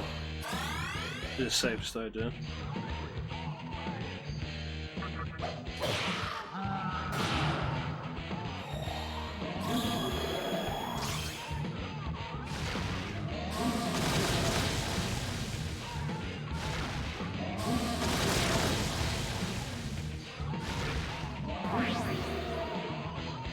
Alright, I'm just gonna summon someone else.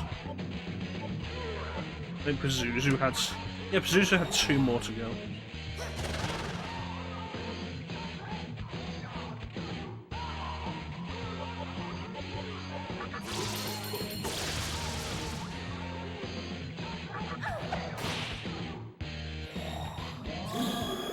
Oh boy.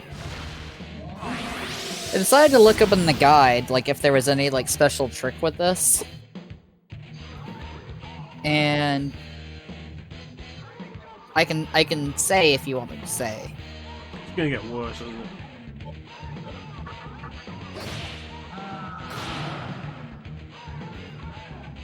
Yes or It's no not question. that it's gonna get worse, it's just... He has absolutely... It's not that it's gonna get worse, it's just this is going to be a very tediously long battle.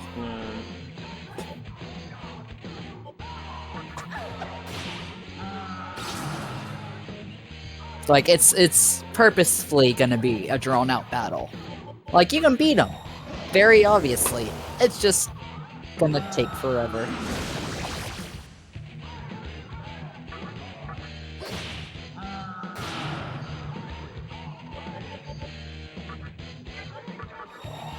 You know what, fuck it, let's treat this like...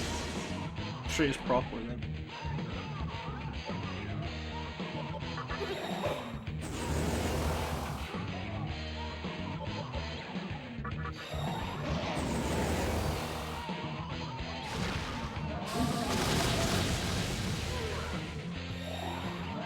Yurakucho, it's still doing that much damage. Bitch.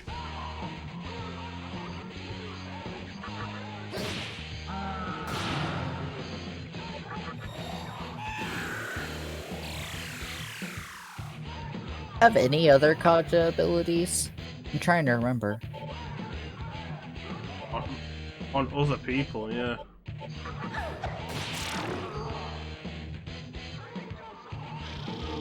What the fuck?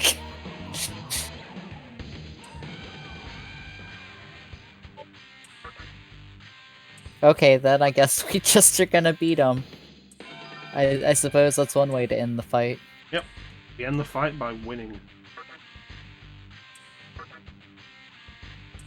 Out we go.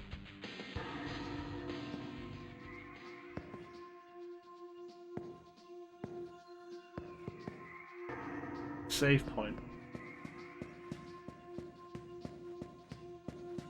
Thank you, clearly marked doors.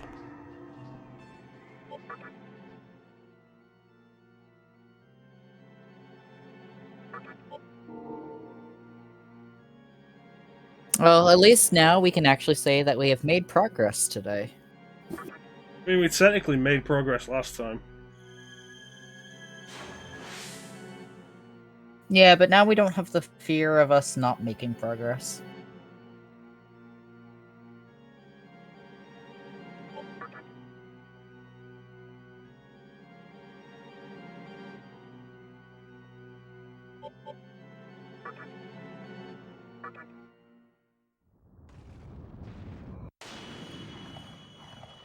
I feel like there's something I should be checking out.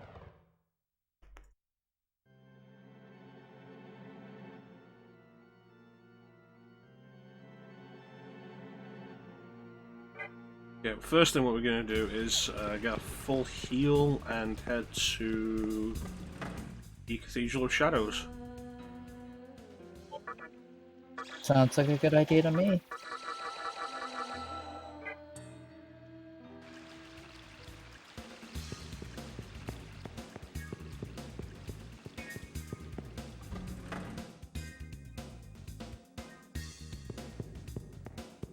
Jewelry. Right, there isn't actually a shop here. Oh no, not low-level monsters. Whatever shall we do? Oh, they're dead. Punch him in the face.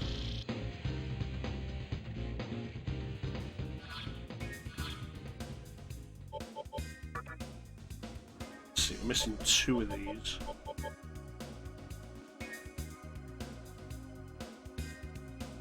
I think this is our biggest indicator of like just how far we are. Mm-hmm. And 6 of them are mastered.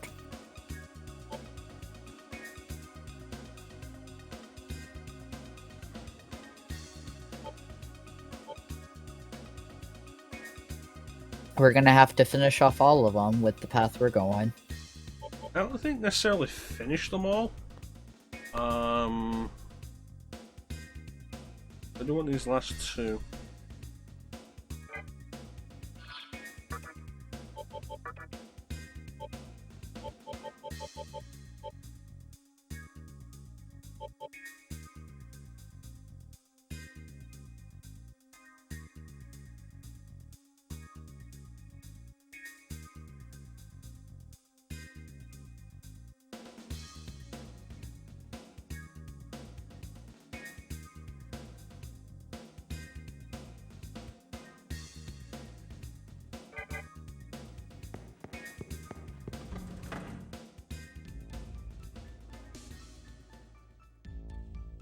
Let's definitely update the register.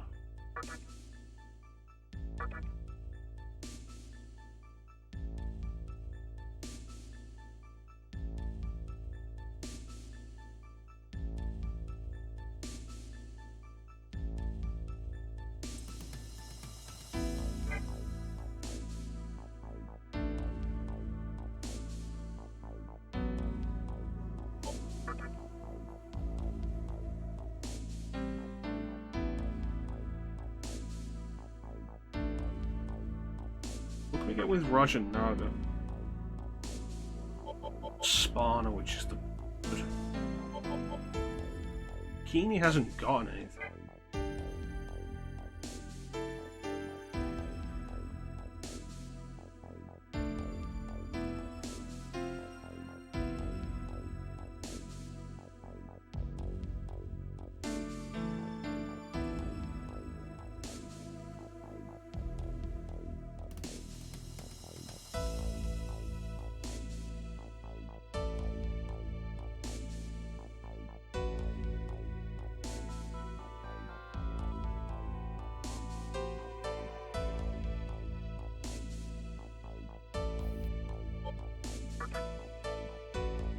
Not bad, but the levels right. Kazuchi. Taiwan.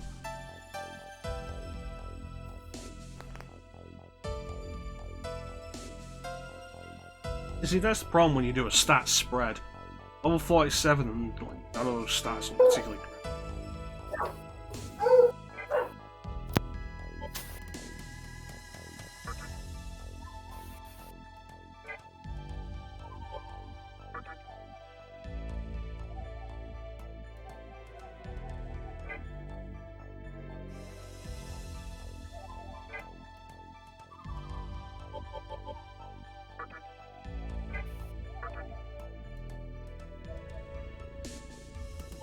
Shasa. Not bad. Rather have a different set of skills there.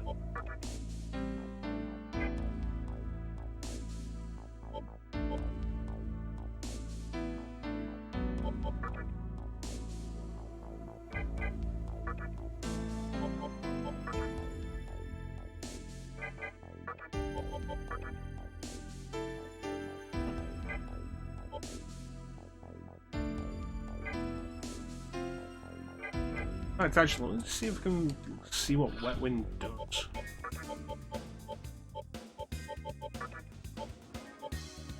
Nope.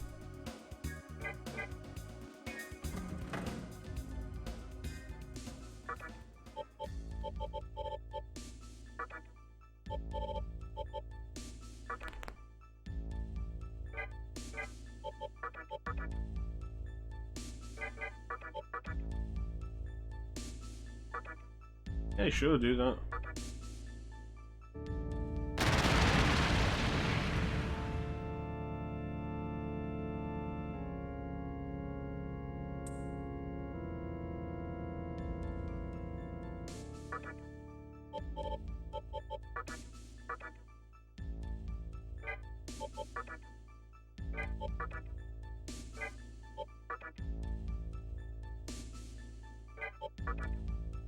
Looking at all these, I'm going to assume that we can't get meditation or prayer. They're probably specific to Daisojin.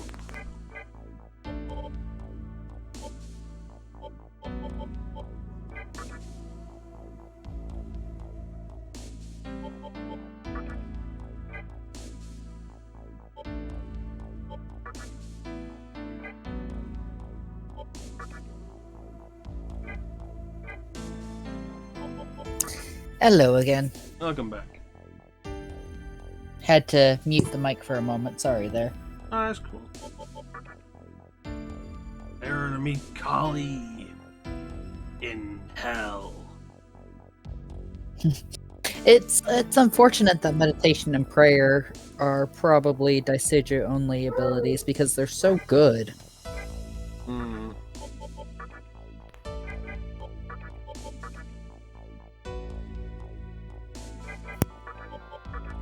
Actually, I have the guide. I can double check and see if they are Daiseiju only abilities.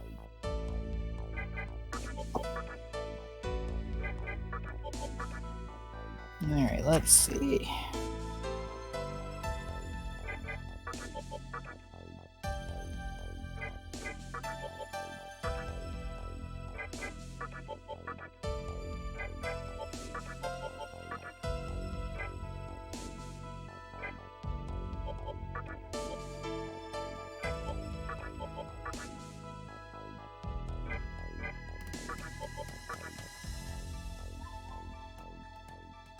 Hmm.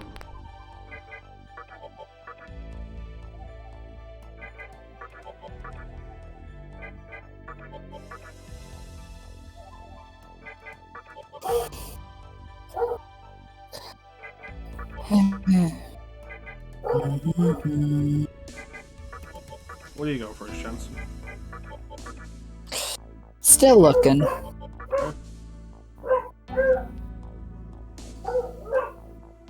Give me one sec.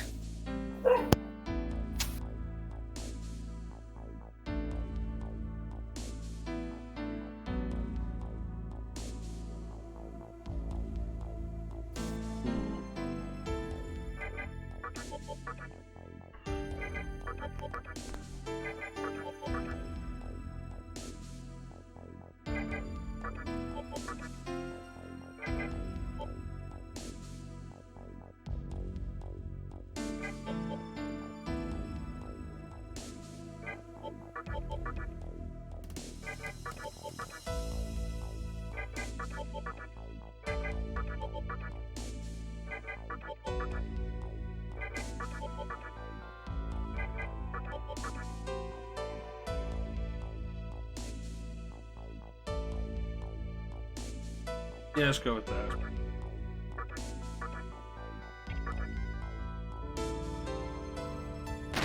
Alrighty. So prayer is not Daisoju only. What meditation is? Meditation, I'm still trying to find. Hmm. But prayer can be, let's see, 1, 2, 3, 4, 5 other demons can get prayer. Meditation. Trying to find what category it's technically listed under. Drain?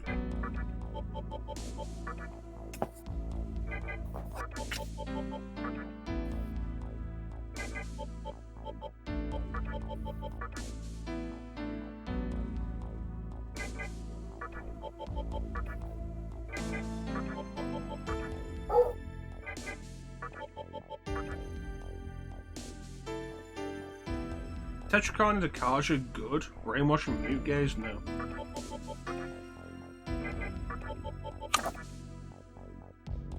Yeah, that'll do.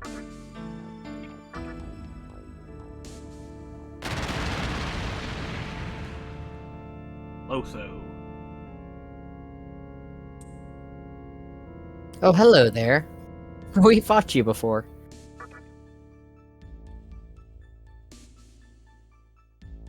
So...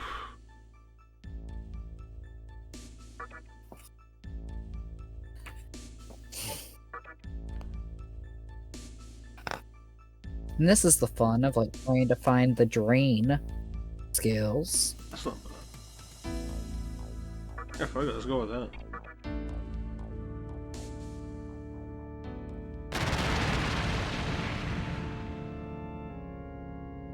And just like that, we have an almost entirely new team. It's like, congrats all of y'all. Y'all have served me well as fusion fodder.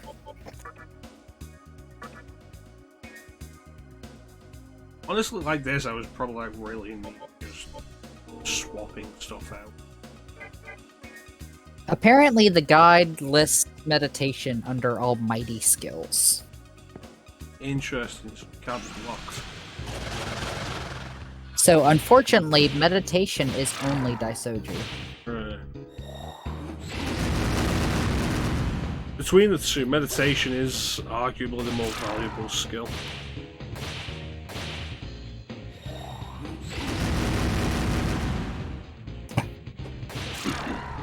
Yeah, prayer can be learned by a couple others, but meditation is Daisoji only. But meditation is Daisoji only.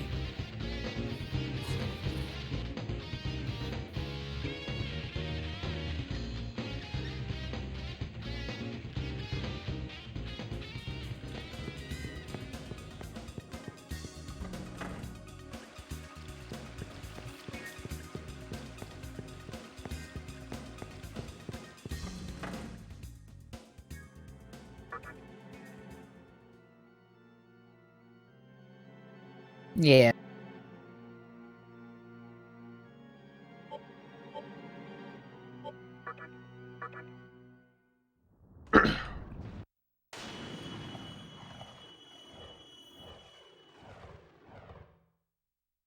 And let me double check, because there's a demon, I think.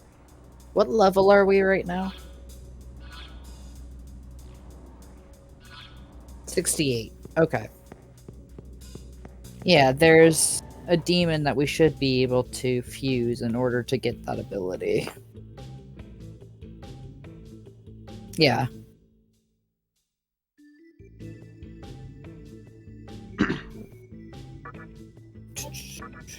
I'm pulling it back up. So give me a moment.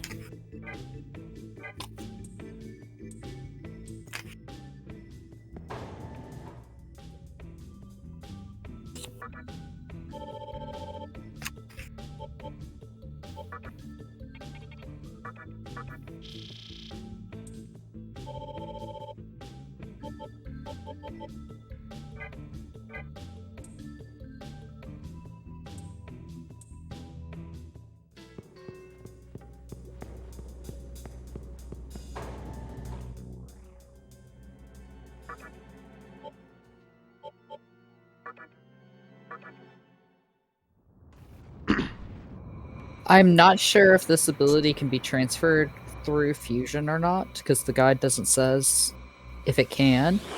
However, you are now at a good level that the remaining four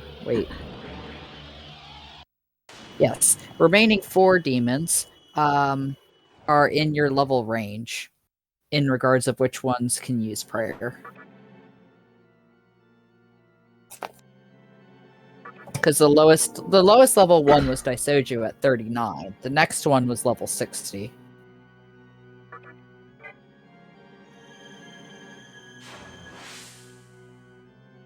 It's weird to it's weird to think about.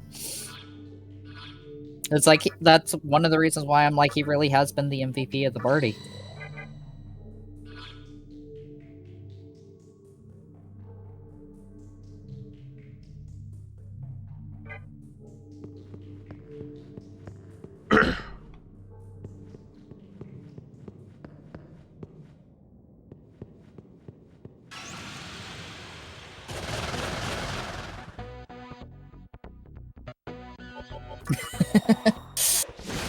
It's like we're needing something, but not you.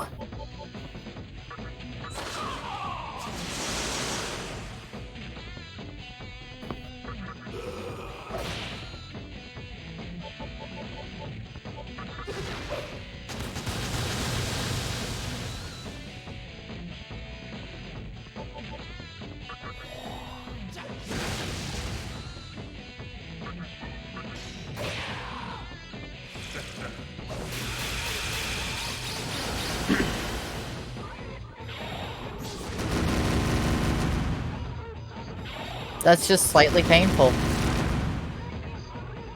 That's concerningly painful.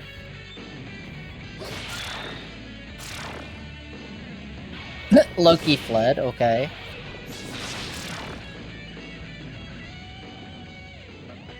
And there we go.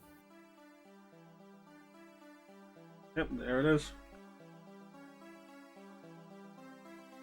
Gotta get her at least one death per stream in.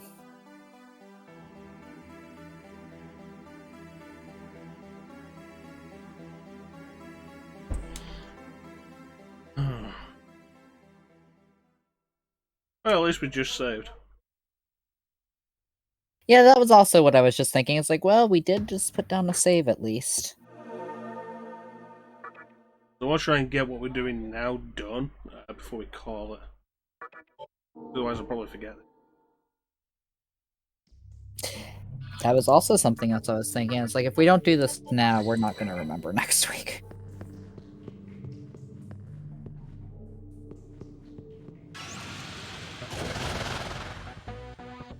Before we started up today, I barely remembered what we were supposed to be up to today. Yeah, I forgot the specifically dire building.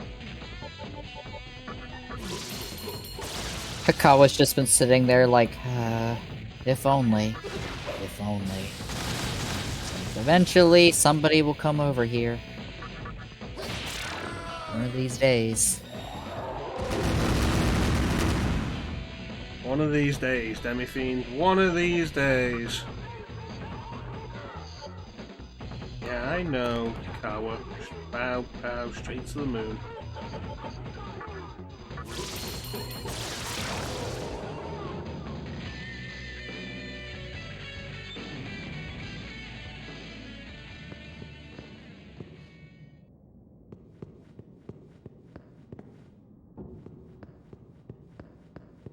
Yeah, let's do this.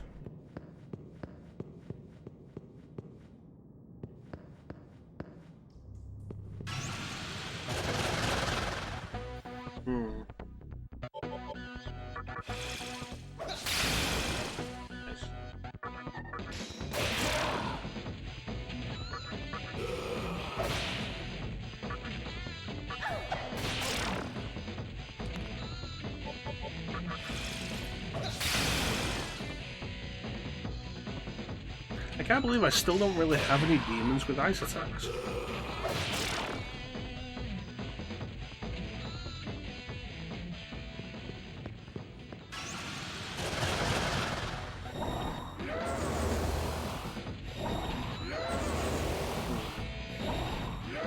Oh, you know, I was trying to think of a joke there, but nothing came.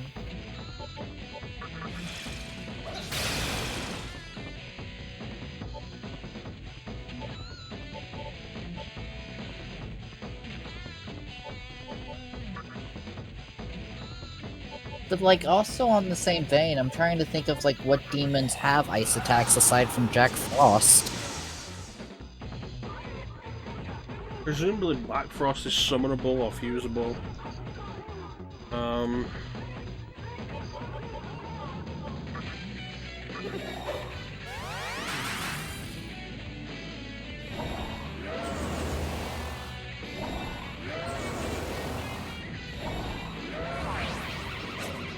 I'm gonna have to hurt you now.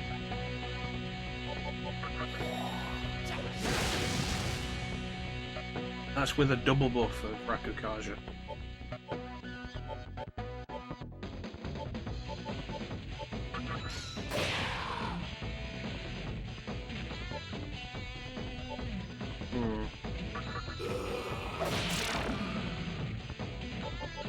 Throw down another Dakasha.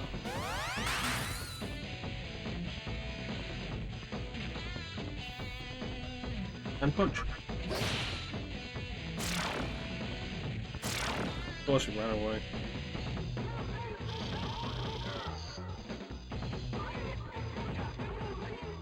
Alright, so we went down here. Why didn't I go further?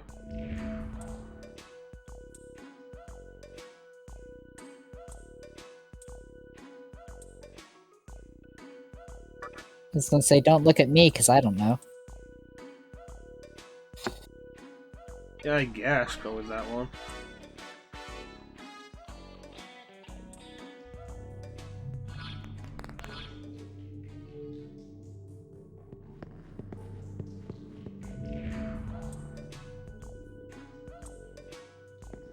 Oh boy.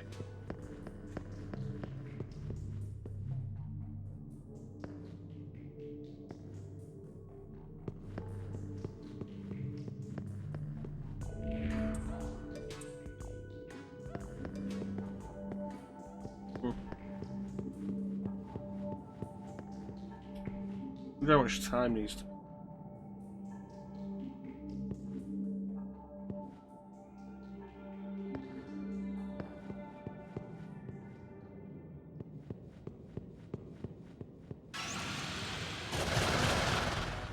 Alright, 3 Quetzalcoatl's, hit them with the heat wave. Bam.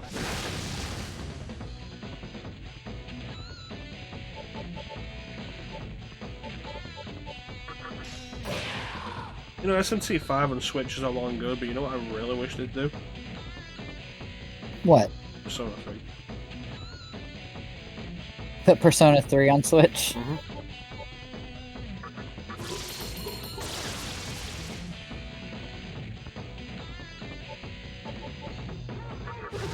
And something I've kind of been wanting is,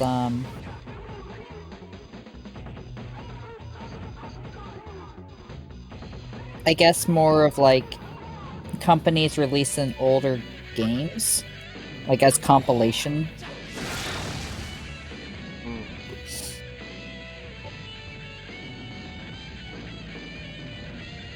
Like, give us, like, do, like, a Persona 2 Eternal Punishment and Innocent Sin combo pack. Yeah.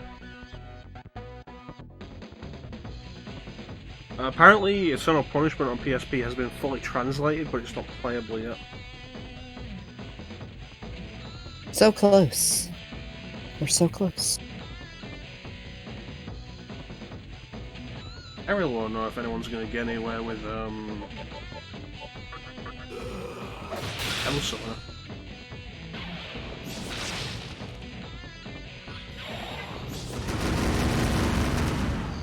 Like the original.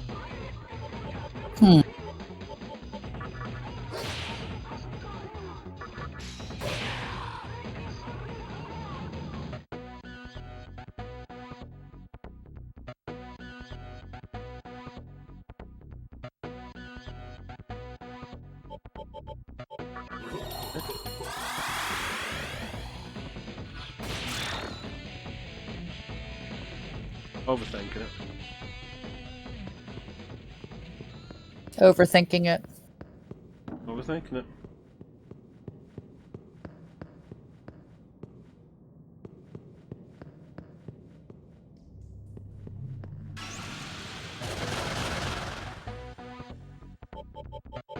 It does kind of bring this thing, though. It is kind of sad that, like, there are all these games that people are just basically like, please, you know, remake them, re-release them, remaster them, something, so that we can have access to them. And these companies are basically like, well, we can't, because it's not, you know, it's not something that our reports show would be actually, like, financially good for us to do. Yeah, I'd be very surprised if we don't see a port of Persona 3 FPS at some point soon. After how well 4 Golden did on PC. Yeah. I wouldn't be surprised by that as well. I feel like they would go for Persona 3 Fez before they would do Persona 3 Portable, though. Well, they're not gonna, like, redesign the game, unfortunately. So, FES with some of the concessions of Portable. That would be a really fun, like, that would be really cool, is if they had a, like, Persona 3 Fez complete edition, where it actually was, like, you could choose, like in Persona 3 Portable, if you want to do female main character or male main character, but you actually had, like, the graphical style and everything of Persona 3 Fez. Because I feel like really all it needs is just the It would just need a little bit of like 3D modeling and changes and stuff like that. And I feel at this point in time, you would be able to have the space to be able to have both versions in the game, you know? Well, they had both Since versions there of the are game on the character PSP. differences. UMD, Yeah, huge. yeah. The only difference with the PSP version, though, is the main, like, not in battle stuff, but like when you're in the school or running around town or whatever, it was more stylized off of older SMT, wasn't it? More visual novel, I felt. Mm-hmm. So it was all basically a menu. Yeah. Anyway, I think we're gonna call it here. You're gonna call it here? Yeah, I'm gonna call it here. Alright. Feeling kind of tired? Yeah, I'm not sleeping well. Oh, I'm sorry to hear that. No, it's cool. Anyway, Yeah. you gonna say something, ChanceEm? Go ahead. No, I was just gonna say, in that case, then yeah, it would be good to go ahead and call it here. So I want to thank everyone for joining the stream. It was really appreciated the support. Big special thank you to everybody in the chat. Chat is always the best part of the stream. Which I think was just Teak and Signer. Yes. Yep, just Teak and Signa, and we had the one follow. Mm-hmm. Give me a second. I want to check on that real quick.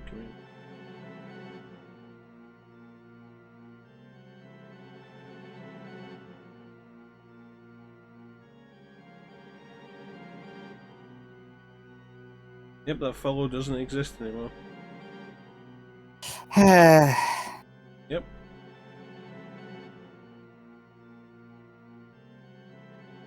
The name made me suspicious anyway. Yeah, I was slightly suspicious as well, but you know, was hoping benefit of the doubt. Mm-hmm. And see, this is why we are siding with none of our friends in the apocalypse. Gotta be suspicious of everyone. Not even being suspicious of them, like, they've all openly chosen to be like, yeah, I'll kill everybody who disagrees with me.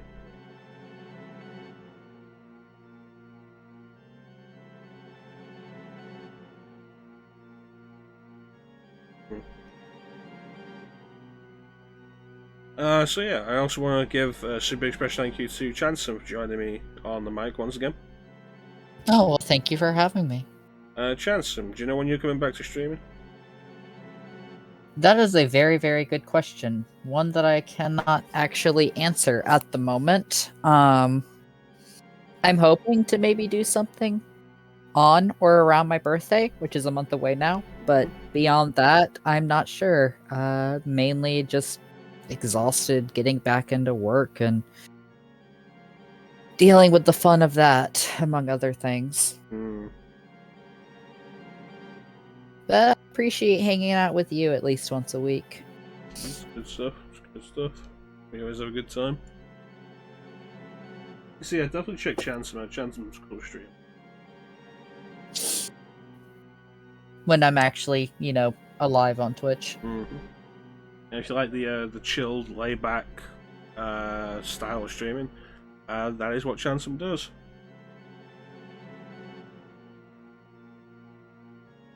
I like being just a chill dude. Yeah. Shin Megami Tensei will be back next week, 8 PM British Summertime BST, which is 3 PM Eastern Daylight Time, right? Yes. Yeah. So definitely look forward to that as we continue through. If that guy hasn't done what we need him to, we'll go back to the diet building and continue through there.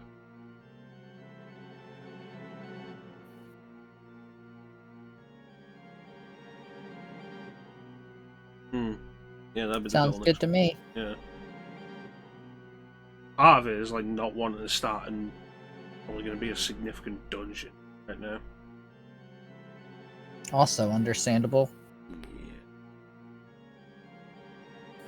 Yeah, Shin Megami Tensei Nocturne back next week, 8 PM British Summer Time, 3 PM Eastern Daylight. Definitely look forward to that. It should be more fun. As we do actually approach Endgame. Yeah, we've been going through this so long, it's like, oh, we're actually getting to endgame? It's like, yes, we are, but we do also still have the Kalpos left. Oh, Clem! Clem popping up right at the end. Yep, this is why we go a Klim stream and we say nasty things to him.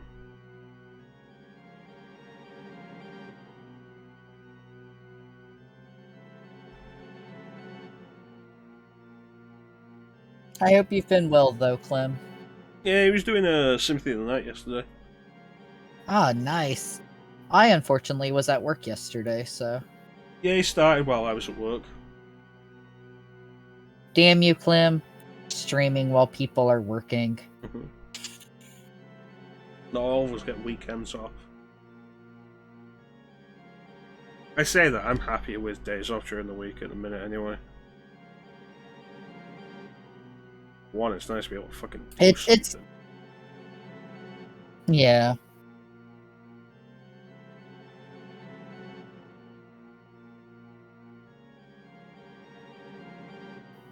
It's nice having time off during the week, especially when you live somewhere that it's like, oh, you want time off during the weekend? Act like places are actually open on weekends.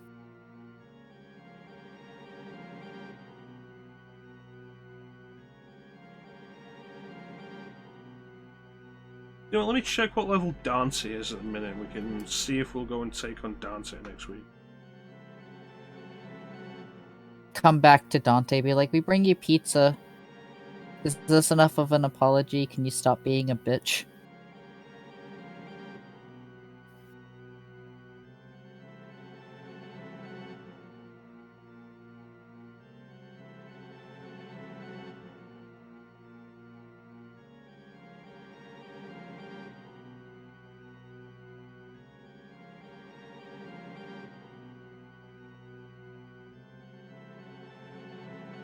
Okay, recommended level is just 60 or higher. We are at 68. Yeah. So Dante, we need you to kind of, you know, chill out a little bit then.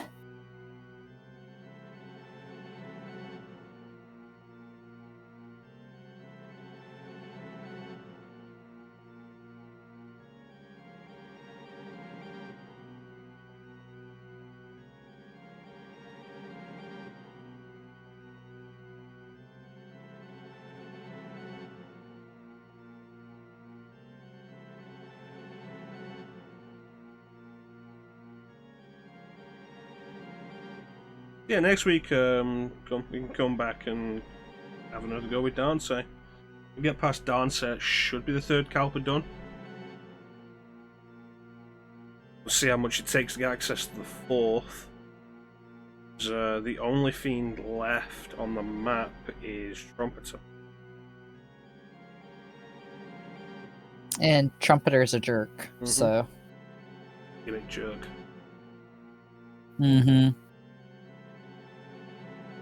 You know what, let me take a quick look, see if I can find the recommended level for Trumpeter.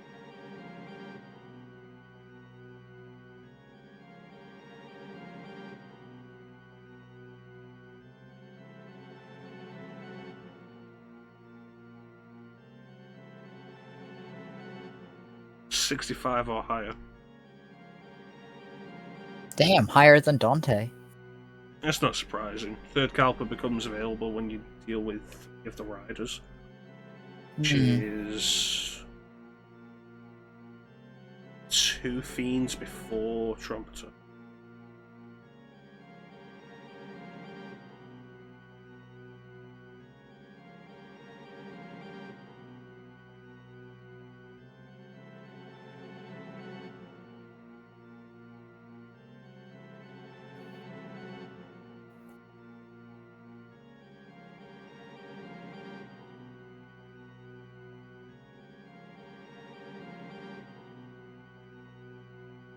You know what? Fuck it. Clem just got here. I'm feeling a little rejuvenated. Go try it. God damn it. Let's go try it. Yeah, let's go try it.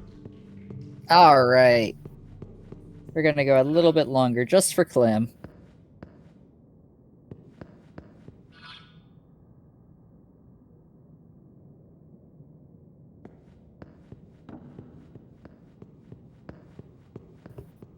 If we can take Trumpeter out, I feel confident that we'll be capable of dealing with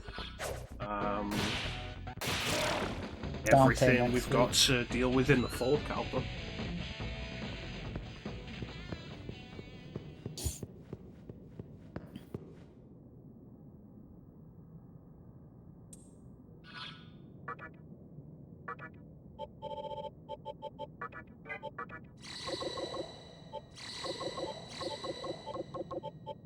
See, we are not banning our Clem this time. Instead, we are celebrating our Clem, I suppose.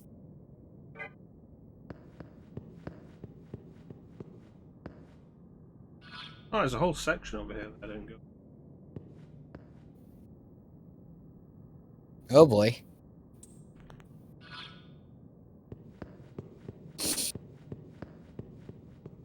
Here we go. So you voiced Trumpeter, ChanceEm? Oh yeah, I did. Alright. I don't remember what voice I gave him. Alright. Although I know it's kind of fast. Little lamb that struggled through darkness and clung to life, you have done well until now. I watched as you prevailed over many adversaries. I am the Trumpeter. It is I who will announce the end of time. I have come to see if you are worthy of entering the final battle, where my trumpet will sound. Show me your incomparable strength. Let me see the raging heart of a demon. Give me your all.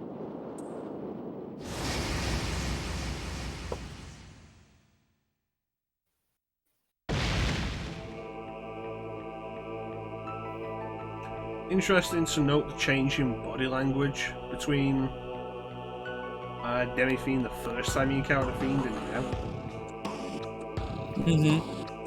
It's just like, oh, it's this again. Chrono, you have been branded with our master's seal. You must take the last candelabrum to the bottom of the abyss and meet our master there. That is, of course, if you can defeat me, the last of the fiends. Seize the last candelabrum from my hand. For the future of all demons of chaos. Shoot! It's like every time I just see Trumpeter, it's just I just constantly think of the whole doot doot. I shall sound my trumpet when 8 breaths have been spent. It is then that the weak shall receive salvation or death. So what that means is the character on screen with the lowest health.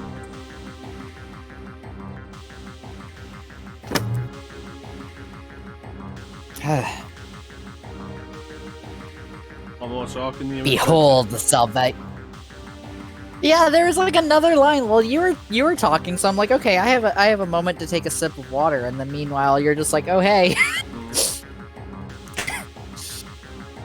Behold the salvation from my God.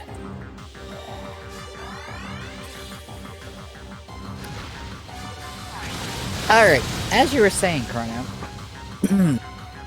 you said, what that means is the character with the lowest, excuse me, with the lowest health on screen.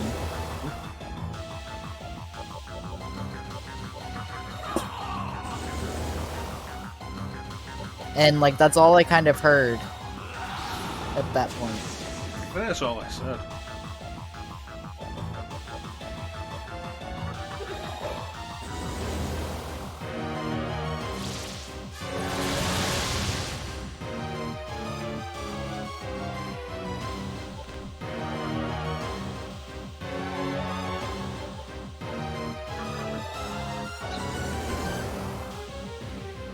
It's gonna be Daisoju.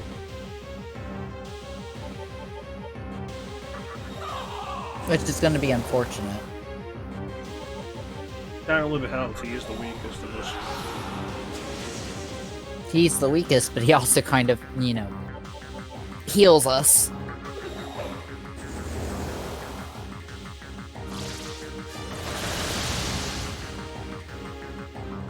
And Sati looks like she's kind of like going for that now.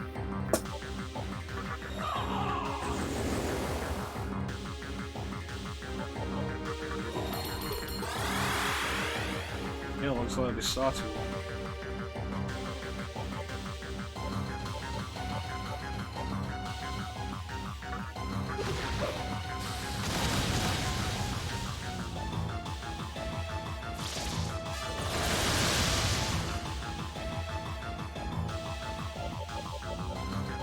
Sorry, gotcha.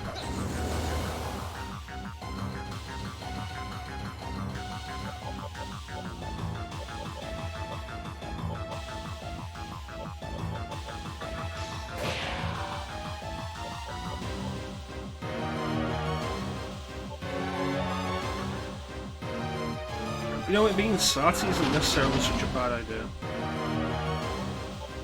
As far as like if we need to sacrifice one person, you know, or one demon. I think she has the lowest physical attack. Goodbye, Sati.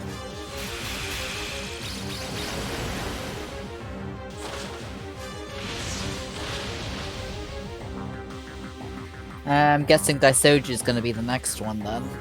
If we don't do anything, yeah.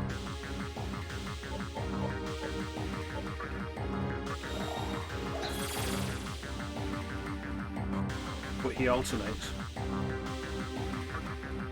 Ooh.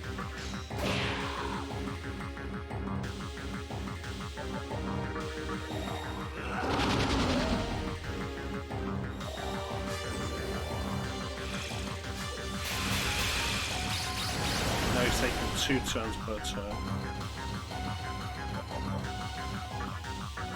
A little bit spooky. It's like, hi Sati, we've brought you back, possibly for you to die again.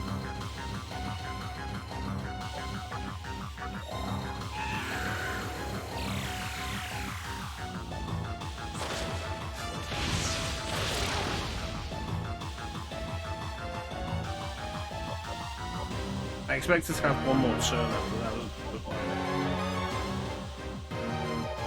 Rip.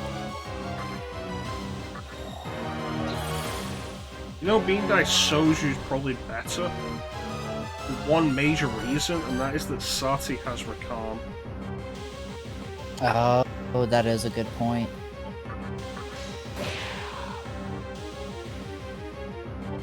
But, I mean, we do also have, like, what, 96 survival beads?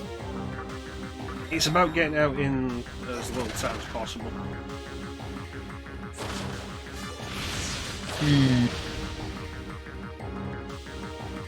Right, that worked.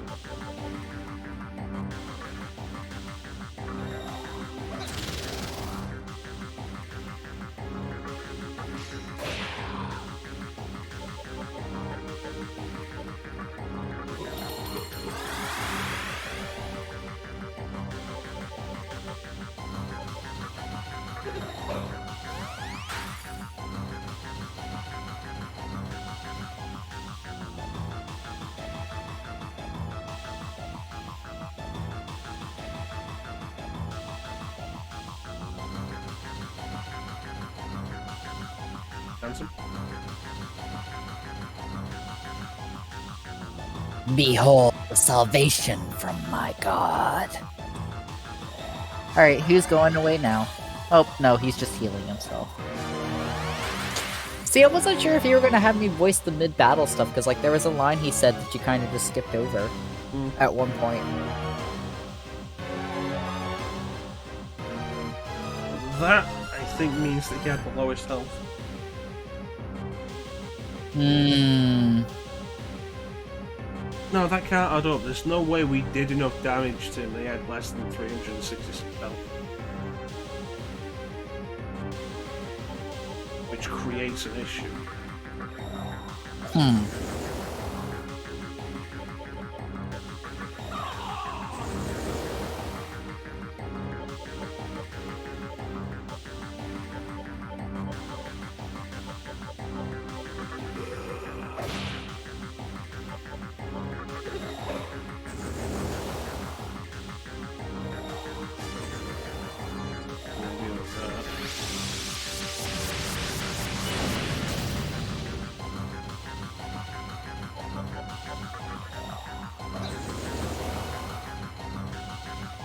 Really would like as much Terracotta as possible.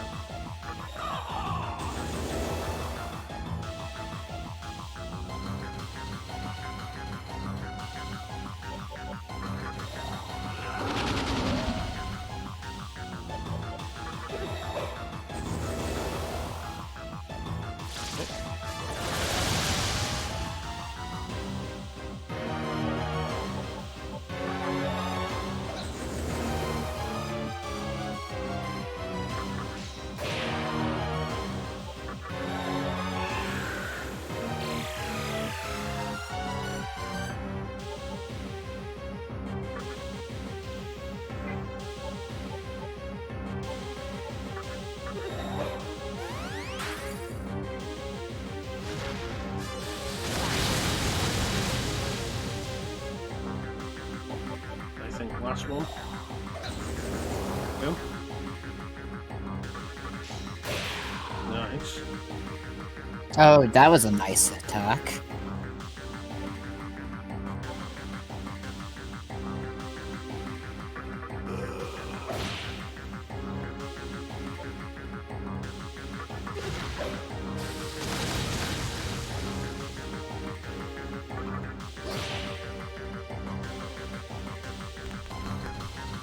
My soul has just awakened like the dawn.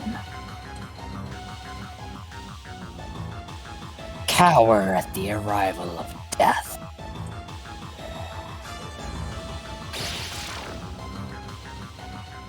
Well, sucks.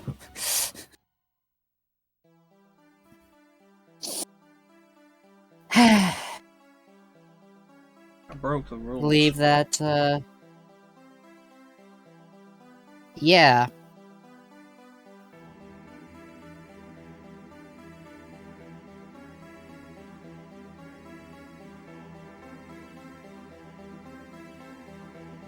Because you weren't at the lowest HP, were you? No, Sati was lower.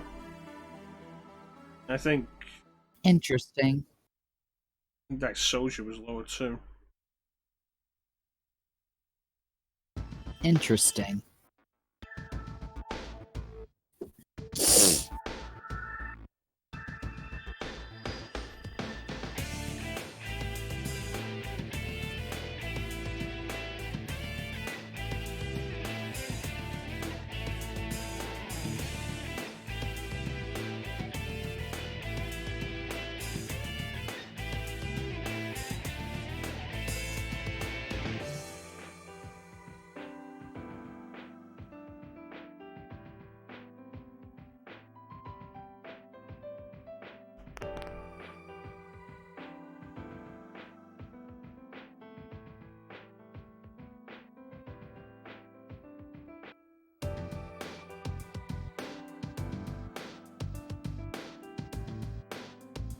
What you thinking, Chrono?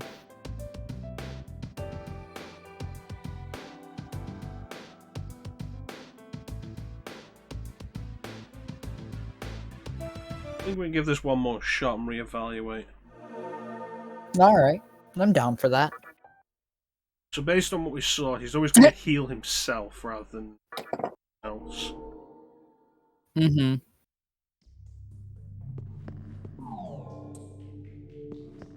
Which means it's a similar problem we had to a boss fight pre. We're on a time limit to take it out. 8 turns.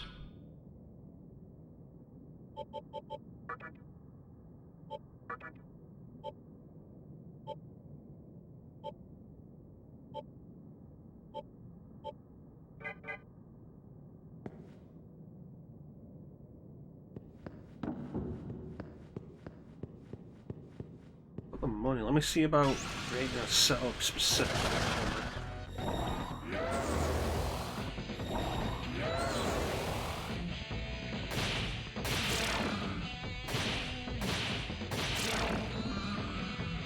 Kali's not a bad idea.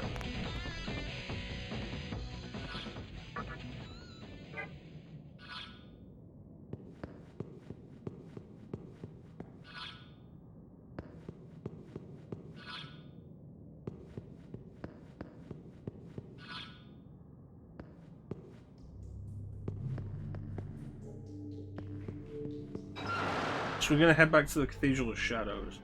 I'm in the mood for this. I'm gonna do this. Great. 8 turns to take it down. 4 tarot charges can get me up to 1,000 per. But that's 4 turns.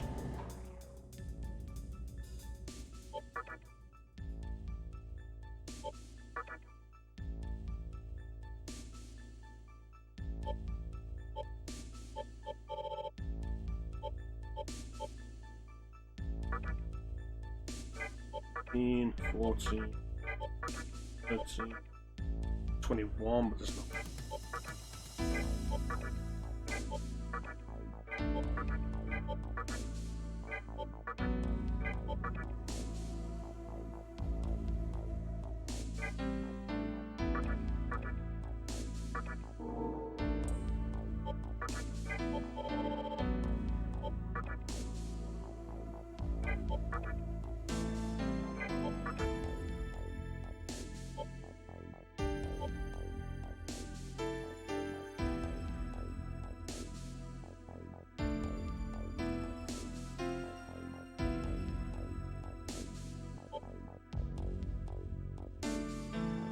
I think that's probably a good idea.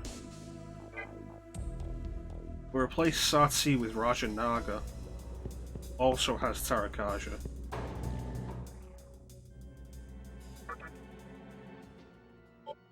Focus is on myself and Kali doing major damage while the other two also do damage with us. Because we have the higher strength stats.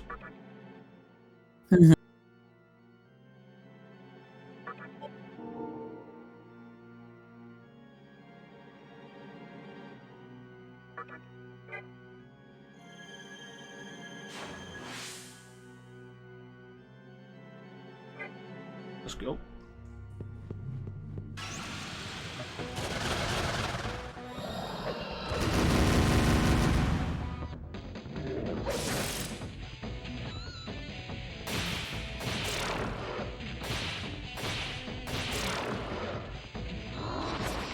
And what we'll do is, presumably Rajanaga will be the one that's eliminated. Once that happens, we'll just summon Sati rather than messing around trying to revive Rajanaga. Okay. Sounds like a good move because it'll make less. You'll have spend less turns because you won't have to have that extra turn for a revival. Mm-hmm. See, she has higher magic than she does strength. She won't have Tarakaja active, meaning she should just focus on magic.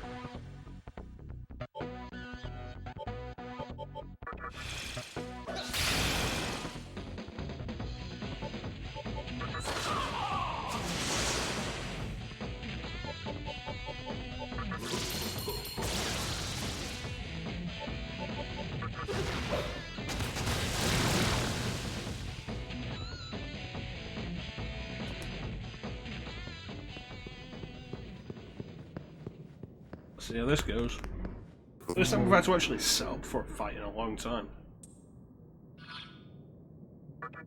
What was the last fight you actually had to set up for?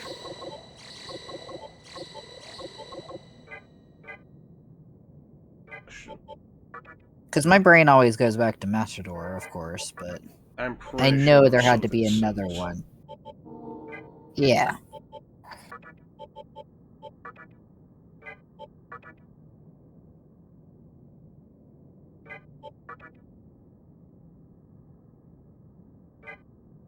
Both are the Carabia. Probably be better than Sati. They've both got dying skills and 2 extra points in magic.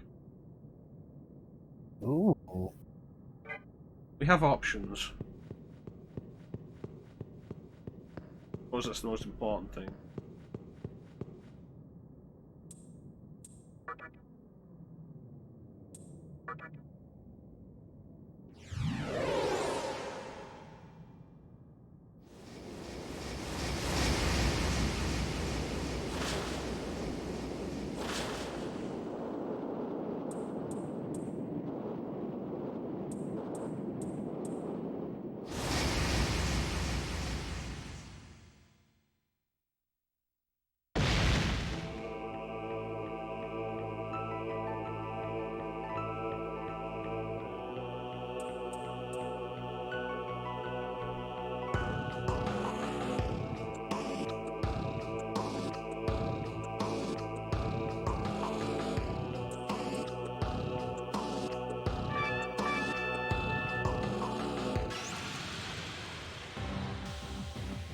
I always just like sees the last candelabrum from my hand, and I'm like, where is it hiding? You're holding a trumpet.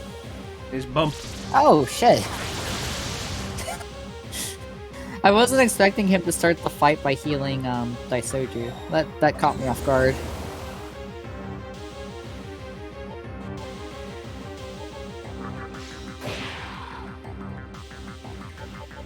Okay, fog breath.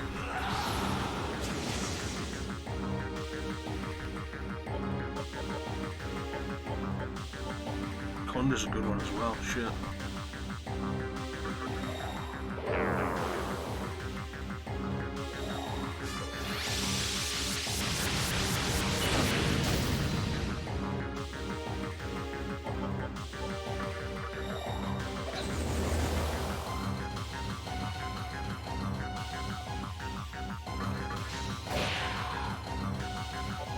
Fog breath.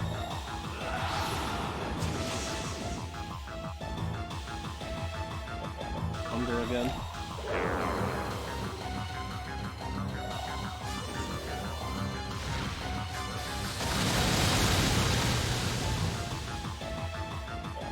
Kaja again.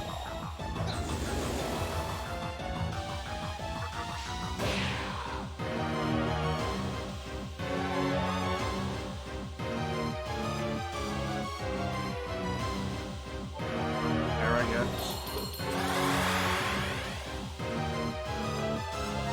Conda again.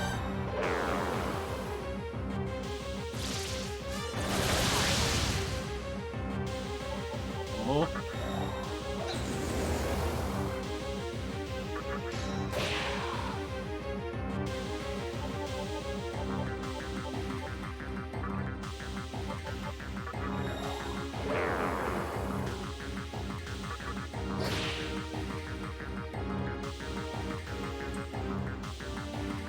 Oh god. Who's dying? What? Wow. Yeah, that didn't... Like, I'm trying to think because, like, you didn't have the highest or the lowest HP, so how did you get chosen? If it's just random, I'm not dealing with that right now. Alright, I'm actually going to open up the guide and we're gonna figure this out. Because that is some bullshit.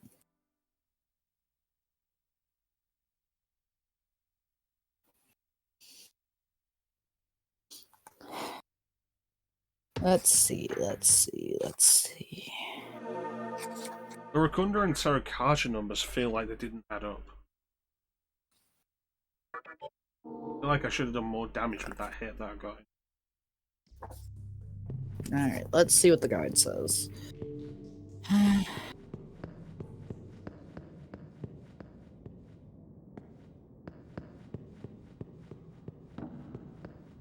this is going to be the last try for the night.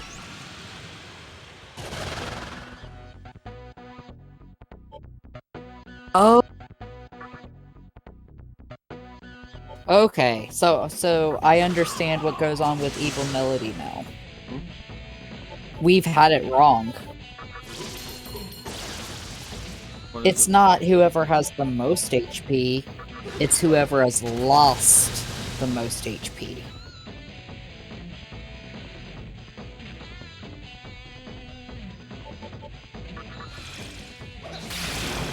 So whoever has taken the most amount of damage is the one that will get hit with Evil Melody.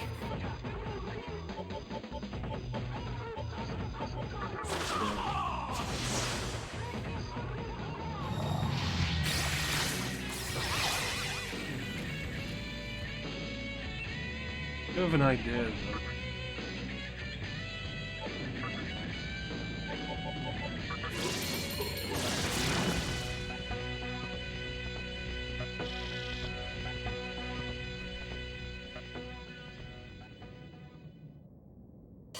There's also another thing about this, though. Mm-hmm. If your party is at full HP, like everyone has max HP, he will randomly use Evil Melody against a character, including the protagonist. Even if the HP values are different. Correct.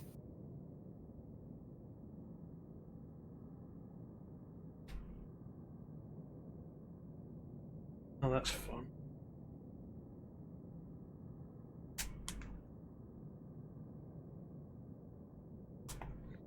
So it's percentages.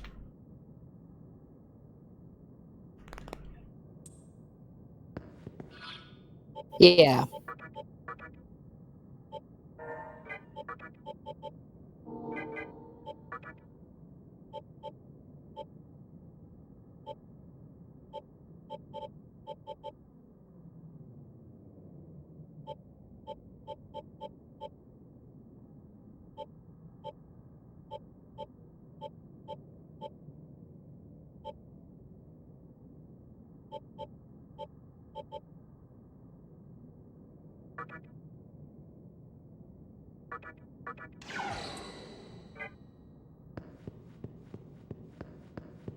That's 40 strength.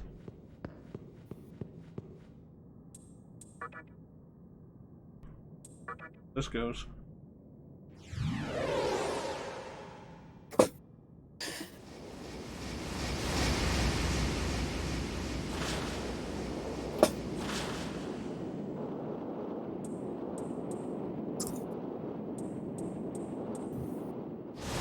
Bothers me that the Rakunda Terrakaja numbers feel like they didn't add up.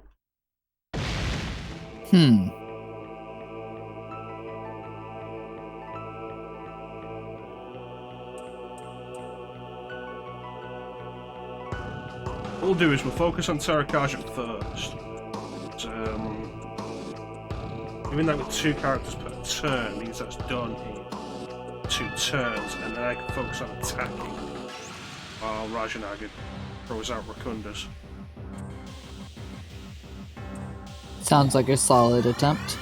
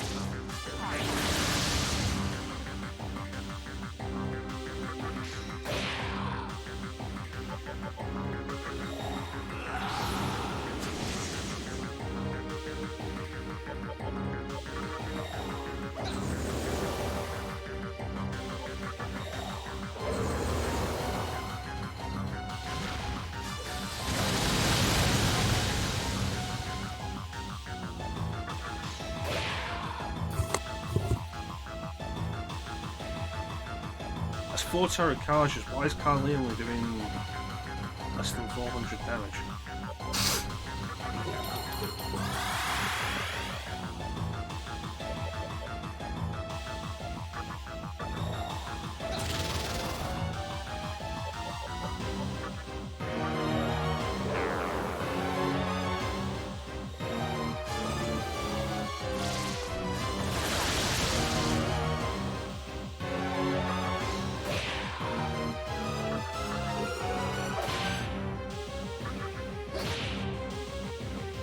Those are the numbers I want to see.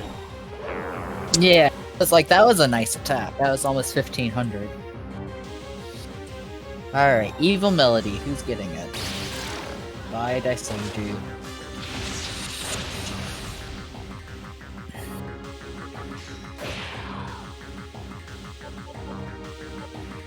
It's a little unfortunate of Daisoju, but...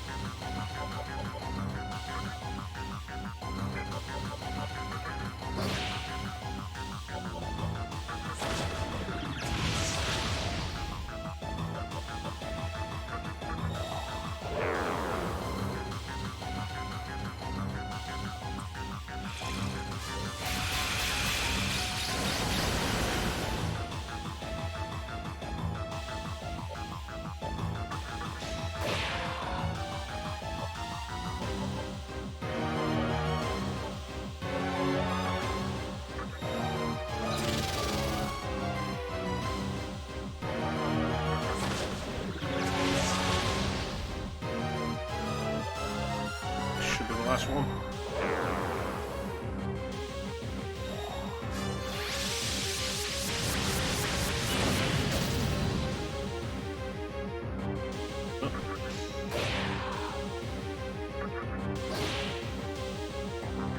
Ooh, that was a nice attack.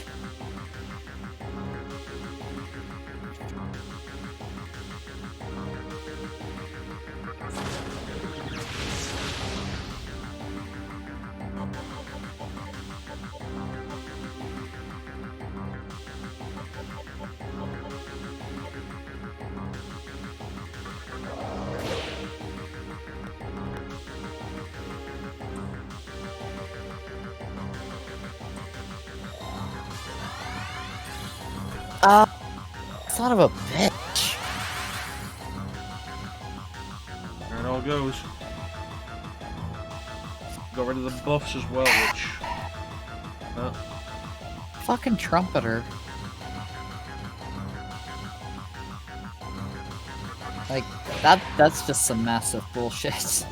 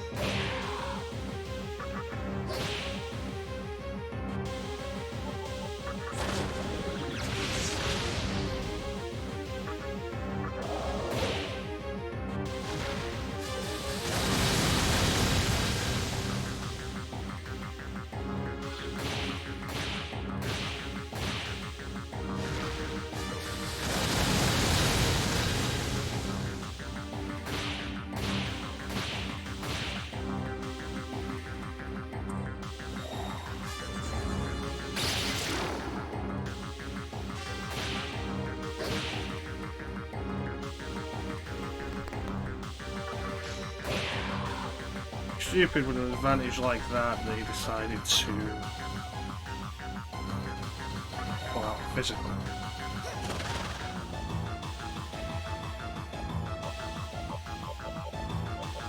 Of all the things you don't quite expect.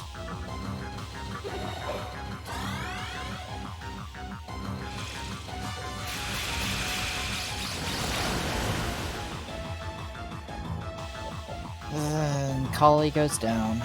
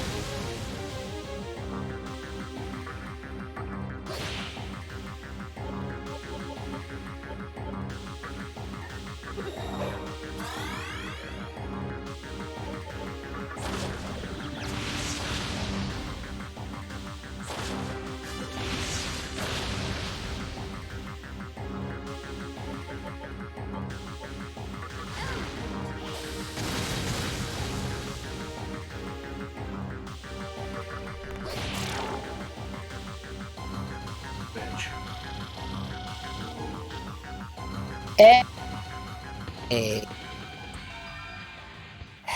Third time is the charm, or I suppose this would be fourth time. Third time the stream, but nice. Nice. It's the last of the fiends.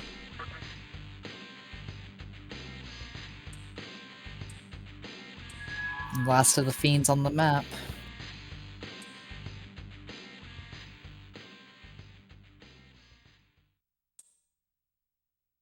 Candelabrum of Godliness. Means there is one candelabrum left.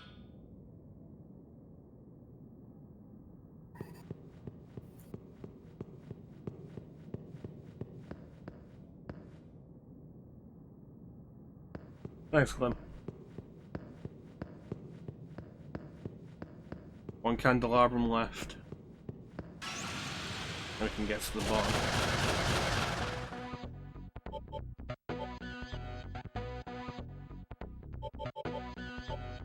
And we can get to the bottom of it after we get, through the other Kalpas.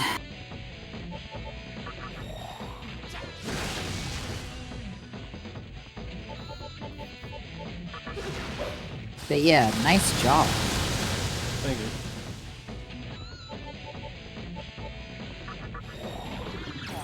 See, it was a good thing Clem showed up today. We almost ended without actually fighting Trumpeter.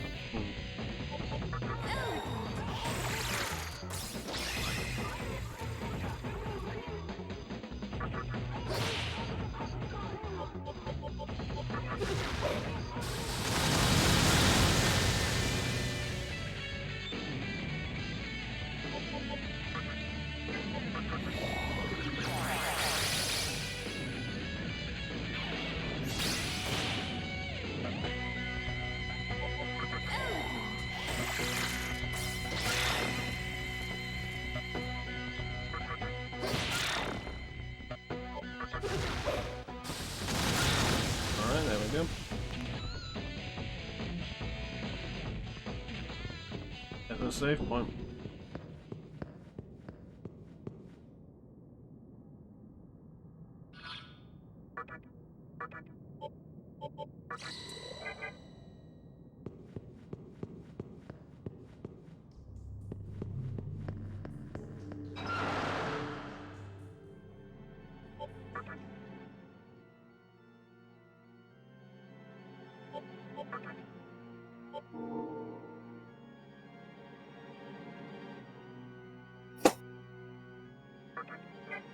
And what we're going to do is we're going to head back to probably Ginza to heal.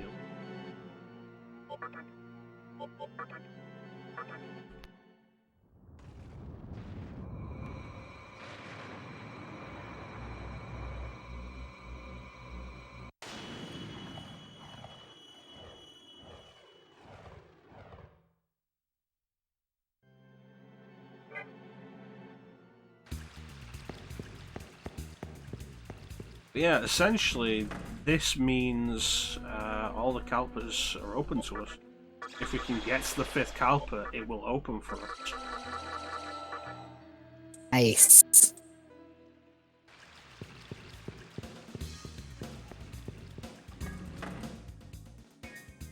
which will also, like, the sooner we do that, the better, because that will give us access to the last ability of the first Magatama.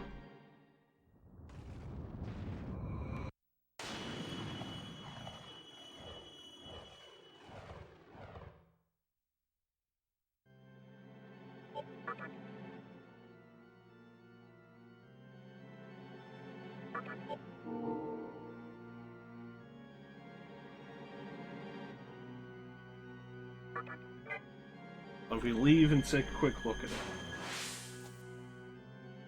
Alright. Very first Magatama you get.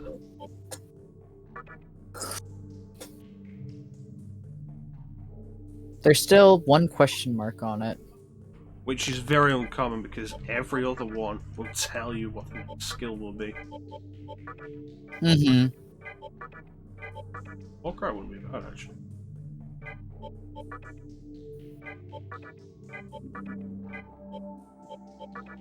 But then this one will not tell you what that last skill is.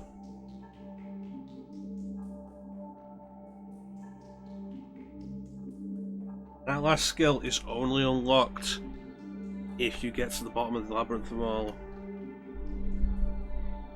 I had a feeling that's what that was going to be. It's a skill very much worth having.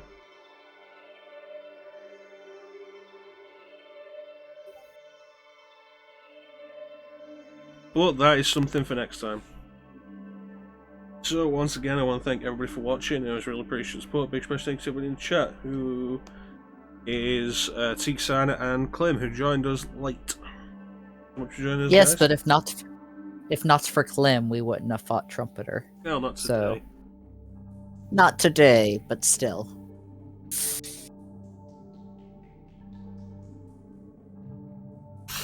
We're back next week, Sunday, 8 PM British Summer Time, 3 PM Eastern Daylight. Don't forget to check out ChanceEm. ChanceEm's cool people. ChanceEm shout out. Thank you so much for the shout out. All good. ChanceEm, anything you want to say before we go? Not really. Just thank you everyone for stopping by, hanging out, chilling with us, fighting demons with us. We promise we won't sacrifice you too much when the apocalypse comes. But you know, take care of yourself and all that. That's pretty much it. So, with that, thank you all for watching. Have yourselves a fantastic time of day, and take care. Catch you next time, guys. See ya.